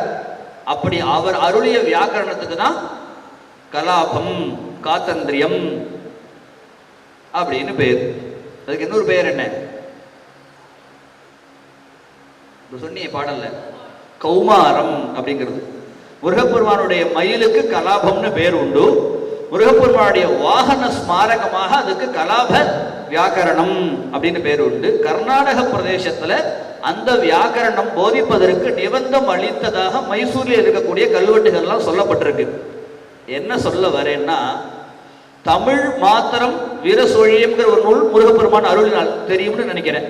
கச்சியப்பர் வரலாறு வரும்பொழுது முருகப்பெருமான் திகழ் தசக்கரம், செம்முகம், 5 உலான், திகழ் தசக்கரம் திகட சக்கரம் எப்படி ஆகும்னு கேட்கும் பொழுது அதற்கு வியாக்கரண பிரமாணத்தை எதுல இருந்து காட்டினார்னால் வீர சோழியம் என்கிற நூல்ல தான் காட்டினார்னு சொல்லுவார். அப்ப தமிழுக்கு வீர சோழியம் என்கின்ற இலக்கண நூலை தந்த அதே முருகப்பெருமான் வடமொழிக்கு கௌமாரம், கலாபம், காதந்திரம் என்று சொல்லக்கூடிய இலகுவாக பேசக்கூடிய ஒரு இலக்கணத்தை அருளினார் அப்படின்னு அர்த்தம். ஏன்னா முருகப்பெருமான் வழிபட்டால், முருகப்பெருமானை ஆராதித்தால் இரு மொழியிலும் கோலோச்சக்கூடிய ஒரு பேராற்றலை அவன் தருவான் அப்படிங்கிறது தாற்பயம். நம்முடைய குருநாதருடைய பெயர் முருகப்பெருமானுடைய திருப்பெயரை தாங்கி இருக்கக்கூடியவர். எம்ஜி கணேஷ் சிவாச்சாரியார் முன்னாடியே சொன்னார். நான் கூட கேட்டேன் நடுப்புற, மாமா எத்தனை ஸ்லோகங்கள் இது வரைக்கும் எழுதிருக்கீங்கன்னு கேட்டேன். இருக்குண்டா ஒரு 50ன்னு சொன்னார். தமிழ்லையான்னு சம்ஸ்கிருதத்துல, தமிழ்ல அது ஒரு 100 இருக்குண்டா அப்படின்னு சொன்னார். என்னன்னா 2 வரி எழுதினாலும் ஒரு 1000 புஸ்தகம் அடிச்சு விற்கிறது இன்றைய தலைமுறையுடைய ட்ரெண்டு. உடனே கவிஞர் இருக்கிறான், எழுத்தாளர் இருக்கிறான், பேச்சாளர் இருக்கிறான், டக்கு டக்குன்னு மேல வந்துடுறான். இருமொழியிலும் கவி எழுதக்கூடிய ஆற்றல் இருந்தாலும் கூட அதை டைம் பாஸுக்கு எழுதுறார ஒழிஞ்சு அந்த ஆற்றலை தன்னுடைய எப்படி சொல்றது அதை நிரூபணம் பண்ணி பிரகடனம் பண்ணி அதன் வாயில் அதான் பரமேஸ்வரனுக்கு சொல்வார் இல்லையா, இந்த தோன்றா பெருமையனேன்னு மணிவாசகர் சொல்லுவார். எல்லா புகழும் இறைவனுக்கு ஏம்பான். நம்மள்ட்ட அந்த கான்செப்ட் கிடையாது. ஏன், நீ ஒரு செயல் செஞ்சுதான் உன் பரமேஸ்வரன் உன்னுடைய கடவுள் புகழ் பெறணும்னா நீயே அந்த புகழ் வாங்கிட்டு போயிடலாமே. எல்லா புகழும் இறைவனுக்கு என்ன, உன்னுடைய செயல் தான் இறைவனுக்கு புகழை தருகிறது என்று சொன்னால் உன் சுவாமியோட நீ தானே பெருமை. அதனாலதான் மணிவாசகர் சொல்வார், தோன்றா பெருமையனே என்பார். புகழ் உண்டு, அது செயலின் வாயிலாக ஏற்படாமல் பிறவியிலேயே வாய்க்கப்பட்டது அப்படின்னு சுவாமிக்கு சொல்வார். அது மாதிரி நூற்றுக்கணக்கான கவிதைகள் எழுதி கணேஷ் சொன்ன மாதிரி ஆசு கவி என்று பெயர் வந்தாலும் அதன் வாயிலாக அதை டாம்பிகமாக பெருமை பெற்றுக் கொள்ளாத கூடிய எலிவந்த தன்மை என்பது இவருக்கு சொந்தமான ஒரு கல்யாண குணம் என்று சொல்லலாம்.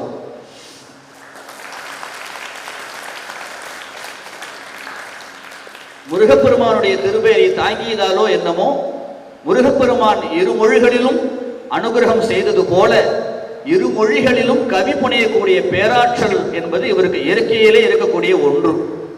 இன்னொன்று நீங்கள்லாம் தெரிஞ்சுக்க வேண்டிய முக்கியமான விஷயம், காலம்பர சொன்ன மாதிரி இளம் தலைமுறை பிள்ளைகளுக்கு தூர்வாச வம்சத்திலேருந்து வந்தவா இவா அப்படின்னு இவாளை சொல்லுவா. தூர்வாசர் தான் சைவத்திற்கும் சாக்தத்திற்குமான பத்தத்தினுடைய ஆதி குரு தூர்வாசர் தான். இப்ப நம்ம பிள்ளைகள்லாம் சொன்னாங்கன்னு நினைக்கிறேன், சதாசிவ சமாரம்பம் தூர்வாச ஆச்சாரிய மத்தியமாம் என்று நம்ம குழந்தைகள்லாம் சொன்னாங்கன்னு நினைக்கிறேன். சைவத்துல முதல் பத்ததி கர்த்தா யாருன்னா தூர்வாசர் தான். தூர்வாச பிங்கள சைவ என்றுதான் பத்ததியினுடைய ஆச்சாரிய இந்த வர்க்கம் துவங்குகின்றது. முதல்ல இருக்கக்கூடியவர் தூர்வாசர் தான். சாக்தத்திலையும் தூர்வாசா பூஜித ஸ்ரீவித்யா என்பது பிரசித்தமான ஒன்று. தூர்வாச மகரிஷி சைவம் சாக்தம் ஆகிய இரு சமயங்களுக்கும் நூல் அருளிய பெருமகனார். இவர்கள் தூர்வாசாச்சாரியாருடைய வம்சத்தில் வந்தவர்கள் என்பதனால் சைவம் சாக்தம் எனும் இரு குதிரைகளின் மீதும் இரு புருவைகளின் மீதும் ஒரே சமயத்தில் டிராவல் பண்ணக்கூடிய ஜாலக்கலை இவ பரம்பரைக்கு மட்டுமே உண்டு.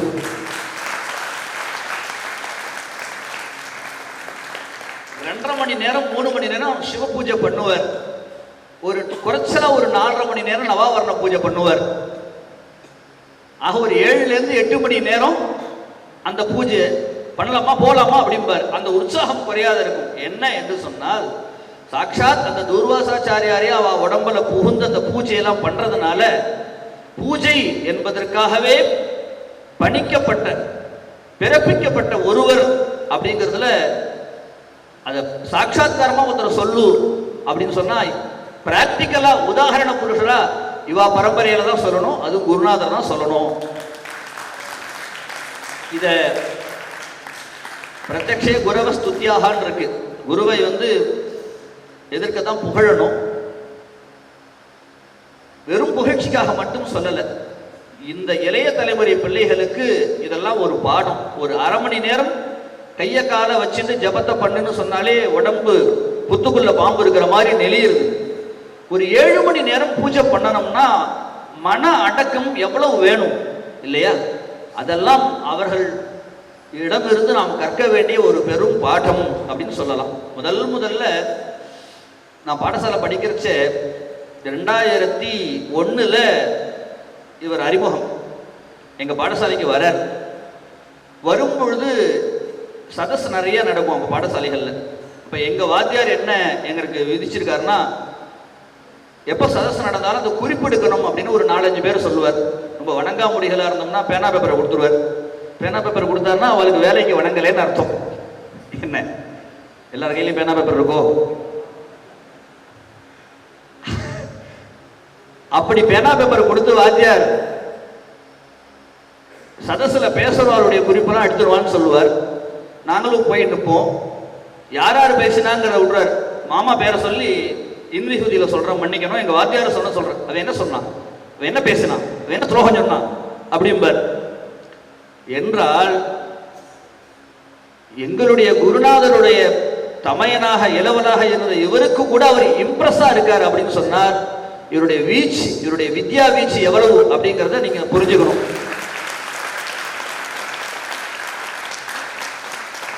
என்னன்னா இவரை மாரியே உருவாகு, இவரை இம்ப்ரெஸ்ஸா வச்சுக்கோ, இவரை மாதிரி மேல வா என்பதை தான் எங்க வாத்தியார் அந்த ரூபத்தில் சொல்லியிருக்காரு, வேற ஒன்றும் இல்லை. அதனால ஒரு 25 ஆண்டுகளாக சிறு பிராயத்திலிருந்தே அவரை கரம் பற்றி வளரக்கூடிய பிள்ளைகள் நாங்கள்லாம். இன்னைக்கு நேத்திக்கல்ல எனக்கு பிரதாப் சிவாச்சாரியருக்கு கணேஷுக்கு அப்படின்லாம் எங்கேயான ஒரு இம்ப்ரெஸ், யாரான ஒரு லைஃப்ல வந்து ஒரு இம்ப்ரெஸ் இருக்கணுமா வேண்டாமா, இவங்கள மாதிரி அவங்கள மாதிரி அப்படிங்கிற மாதிரி நாங்கள் ஒரு 4-5 மனிதர்கள் வச்சிருப்போம். அந்த சர்க்கிள்ல முதல்ல யாரானு ஒருத்தர் சொல்லு அப்படின்னா கண்ண மூடி நாங்க 3 பேருமே சொல்லுவோம் பழனி மாமா அப்படின்னு.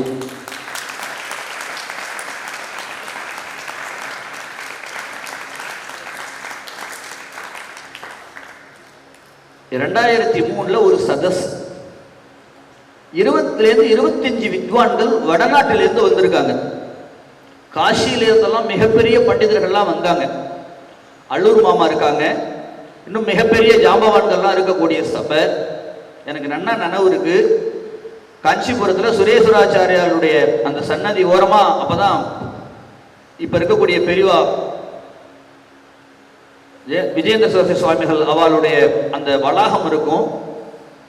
மாமா உட்கார்ந்துருக்கிற அளவுக்கு காசிலிருந்து ஒருத்தர் புஸ்தகத்தை அடிக்கிட்டு இருக்காரு. அவர் இப்படி எட்டி தான் பார்க்கணும், ஏன்னா புஸ்தகத்துக்குள்ளதான் இருப்பார். அவ்வளவு பிரமாண கிரந்தங்கள் எடுத்து வந்திருந்தார். மாமா கையில ஒரே ஒரு கிரந்தம் கூட கிடையாது, ஒரே ஒரு புஸ்தகம் கூட கிடையாது. எல்லா பெரியவர்களும் சுற்றி அமர்ந்திருக்காங்க. கொஸ்டின் ஆன்சர் போயிட்டே இருக்கு. சலைக்காம பதில் சொன்ன ஒரே ஒரு பெருமகன் அப்படின்னு சொன்னா இவர் மட்டும்தான்.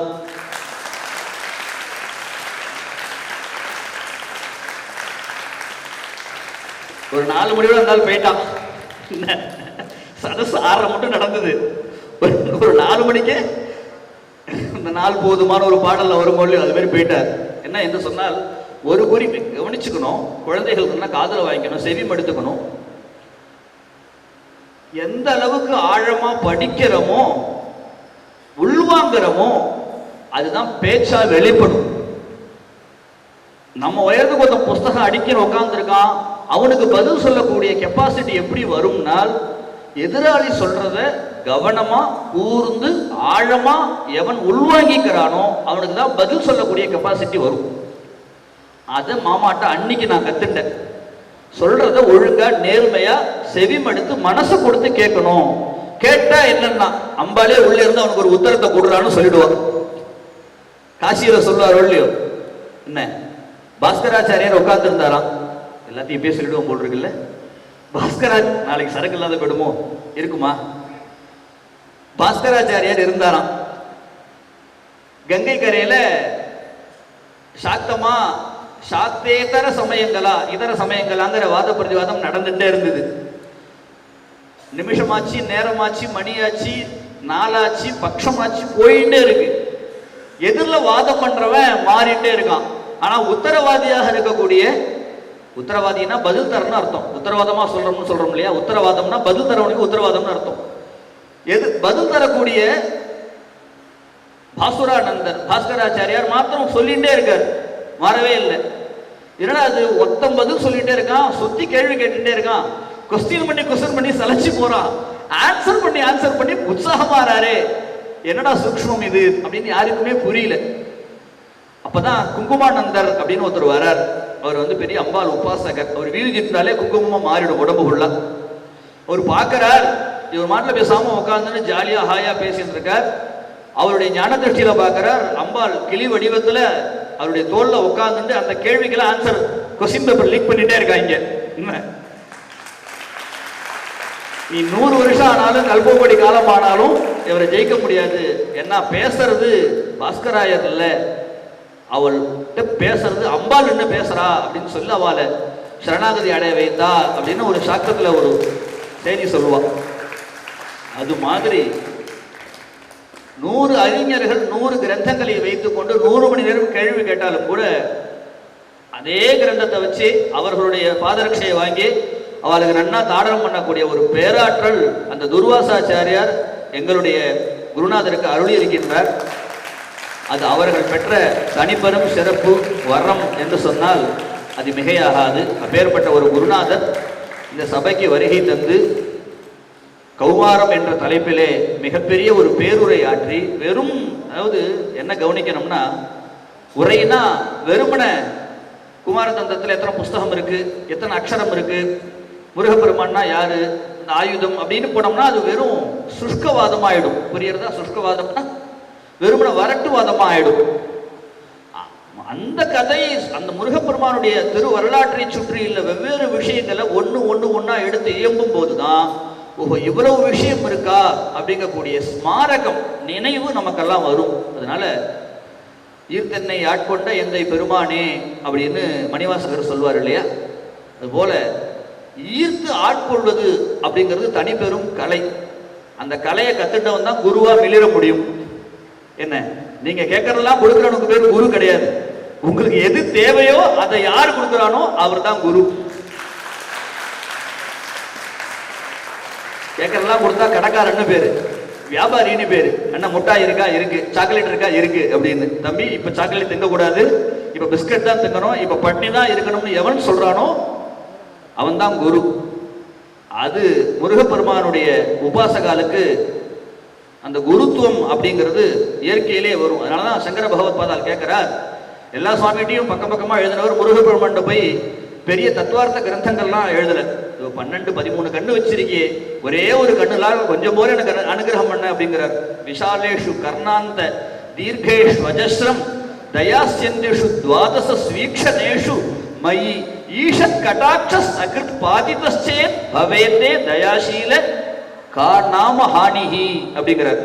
12 கண்ணு வச்சிருக்க, ஒரே ஒரு கண்ணுல இருந்து கடைக்கண் வழியா கொஞ்சம் போற நீ என்ன பார்த்துட்டீன்னா காணாம ஹானிஹி, என்னடா உனக்கு பெரிய நஷ்டம் வந்துட போறது, உனக்கு கொஞ்சலாம் இல்ல அப்படின்னு கேட்பார். அப்ப என்னடான்னா சொத்தா போறது அப்படிங்கிறார். இன்னொரு இடத்துல பெருசா சொல்லுவார், என்னன்னா பெரிய பெரிய விஷயம் எல்லாம் சொல்ற, ஒரு சிம்பிள் விஷயம் எனக்கு முடிச்சு கொடுக்க மாட்டேங்க நம்புறார். சஹஸ்ராண்ட போக்தா துவயா சூர நாம ஹதஸ்தாரக சிம்ம பக்தரஸ்ச தைத்யா. சரி, அதனால என்ன? மம்மாந்தர ஹிருதிஸ்தம் மன கிளேஷமேகம் நஹம்சி பிரபோ கிம் கரோமி கோயாமிம்பர். பெரிய இவன் சொல்ற, சூரனை சாப்பிட்டாங்கிற. சூரன் யாரான்னா 1000 உலகத்தை சாப்பிடக்கூடியவனா. சஹஸ்ராண்ட போக்தா சூர நாம துவயா ஹதஹா, முன்னால் கொல்லப்பட்டாரு. அப்புறம் என்னடான்னா நிறைய பேர் சொல்லலாம். சரி, அதனால மமாந்தர ஹிருதிஸ்தம் மன கிளேஷமேகம் நஹம், ஒரே ஒரு கவலை எனக்கு இருக்கு, அதை போக்குறதுக்கு ஒன்னால முடியாதா அப்படிங்கிறார். அதனாலதான் முருகப்பெருமானை வழிபட அது ஒண்ணுமே வேண்டாம், வெறும் ரசம் வரம், வெறும் பக்தி, வெறும் மனசை கொடுத்தாலே போறோம். இலகி வந்து அருளக்கூடிய எளிவந்த தன்மை என்பது முருகப்பெருமானுக்கு வரும். அதை ஆச்சாரியருடைய உபன்யாசம் இதுகாரும் நமக்கெல்லாம் உணர்த்தியது என்பதே நாம் பெரும் பாக்கியம் என்றுதான் சொல்ல வேண்டும். இப்பேற்பட்ட சபைக்கு எழுந்தருளி இதுகாரும் நமக்கெல்லாம் உபதேசம் அருளிய, முன்னாடியே சொல்லிட்டார் பிரதாபாத்தியார்னா, அவர் சூசிங் அப்படின்னா இவனை வள்ளுவர் சொல்றார் இல்லையா, இதை இவா பண்ணினா கரெக்டா இருக்கும், அப்படிங்கிறது இருக்கு இல்லையா, அது அவர்கிட்ட இருக்கு. என்னடான்னா நாங்கள் ஒரு 2-3 ஆப்ஷன்ஸ் வச்சிருந்தோம். மாமா முருகன் பேசுறார், அதுக்கு மேலே பேசாதீங்க அப்படின்னு சொல்லிட்டாரு. இல்லை இவ்வளவு விடாப்பிடியா இருக்காரு அப்படின்னு. அந்த ஆழம் என்னங்கிறது இப்போதான் எங்களுக்கு எல்லாம் பிடிபடுறது. அதனால யாரை என்ன பண்ண வச்சா சரியா இருக்கும் அப்படிங்கக்கூடிய அந்த தலைமை பண்பு அப்படிங்கிறது நம்ம ஹேமநாத சிவாச்சாரியார் அவருக்கு வாய்க்கப்பெற்ற ஒரு ஒன்று.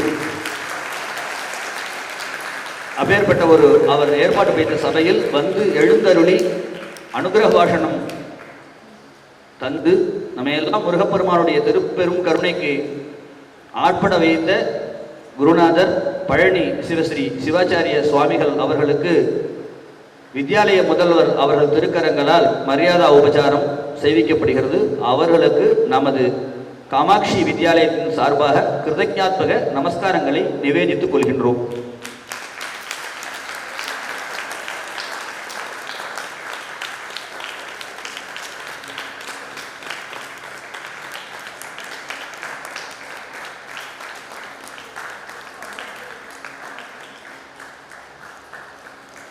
வெற்றிவேல் முருகனுக்கு.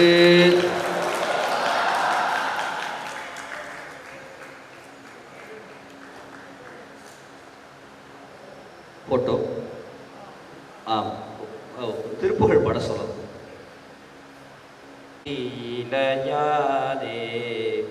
காலகை படிந்து மடியாதே ஓம் எழுத்திலன்பு மிக ஊறி ஓவியத்திலந்தம் அருள்வாயே தூமமை கனிந்த சுகலீலா சூரனை கடிந்த கதிர்வேலா ஏமவ புயந்த மஜவீரா ஏரக தமிழ்ந்த பெருமாளே ஓம் எழுத்திலன்பு மிக ஊறி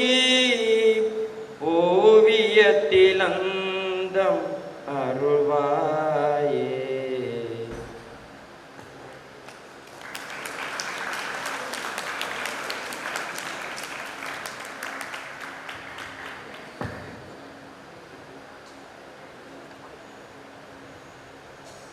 இருவினயஞ்ச மலவகை மங்க இருள் பிணி மங்க மயிலேறி இருவினயஞ்ச மலவகை மங்க இருள் பிணி மங்க மயிலேறி இனவருளன்பு மொழிய கடம்பு வினதகமும் கொடு அலிபாட இனவருளன்பு மொழிய கடம்பு வினதகமும் கொடு அலிபாட கரிமுக நம்பி முருகன் நண்டர் களிமலர் சிந்த அடியேன் முன் கரிமுக நம்பி முருகன் நண்டர் களிமலர் சிந்த அடியேன் முன் கருணை பொழிந்து முகமும் மலர்ந்து கடுகி நடங்கொடு அருள்வாயே கருணை பொழிந்து முகமும் மலர்ந்து கடுகி நடங்கொடு அருள்வாயே திரிபுரமங்க மதனுடல் மங்க திகழ்நகை கொண்ட விடையேறி திரிபுரமங்க மதனுடல் மங்க திகழ்நகை கொண்ட விடையேறி சிவம் வெளியங்கன் அருள் கூடி கொண்டு திகழ நடம் செய்தமையின சிவம் வெளியங்கன் அருள் கூடி கொண்டு திகழ நடம் செய்தமையின அரசியிடங்குள் மழுவுடையந்தை அமலன் மகிழ்ந்த குருநாதா குருநாதா அரசியிடங்குள் மழுவுடையந்தை அமலன் மகிழ்ந்த குருநாதா அமலன் மகிழ்ந்த குருநாதா அரசியிடங்கொள் மழுவுடையந்தை அமலன் மகிழ்ந்த குருநாதா அருணை விலங்கல் மகிழ் குரமங்கை அமலி நடங்கொடு அருமானே கருணை விலங்கல் மகிழ் குரமங்கை அமலி நடங்கொடு அருள்பாயே அருள் தாராய். வெற்றிவேல் முருகனுக்கு. தேஜஸ்வினாவதீதமஸ்து மா வித்விஷாவஹை. ஓம் சாந்தி சாந்தி சாந்தி.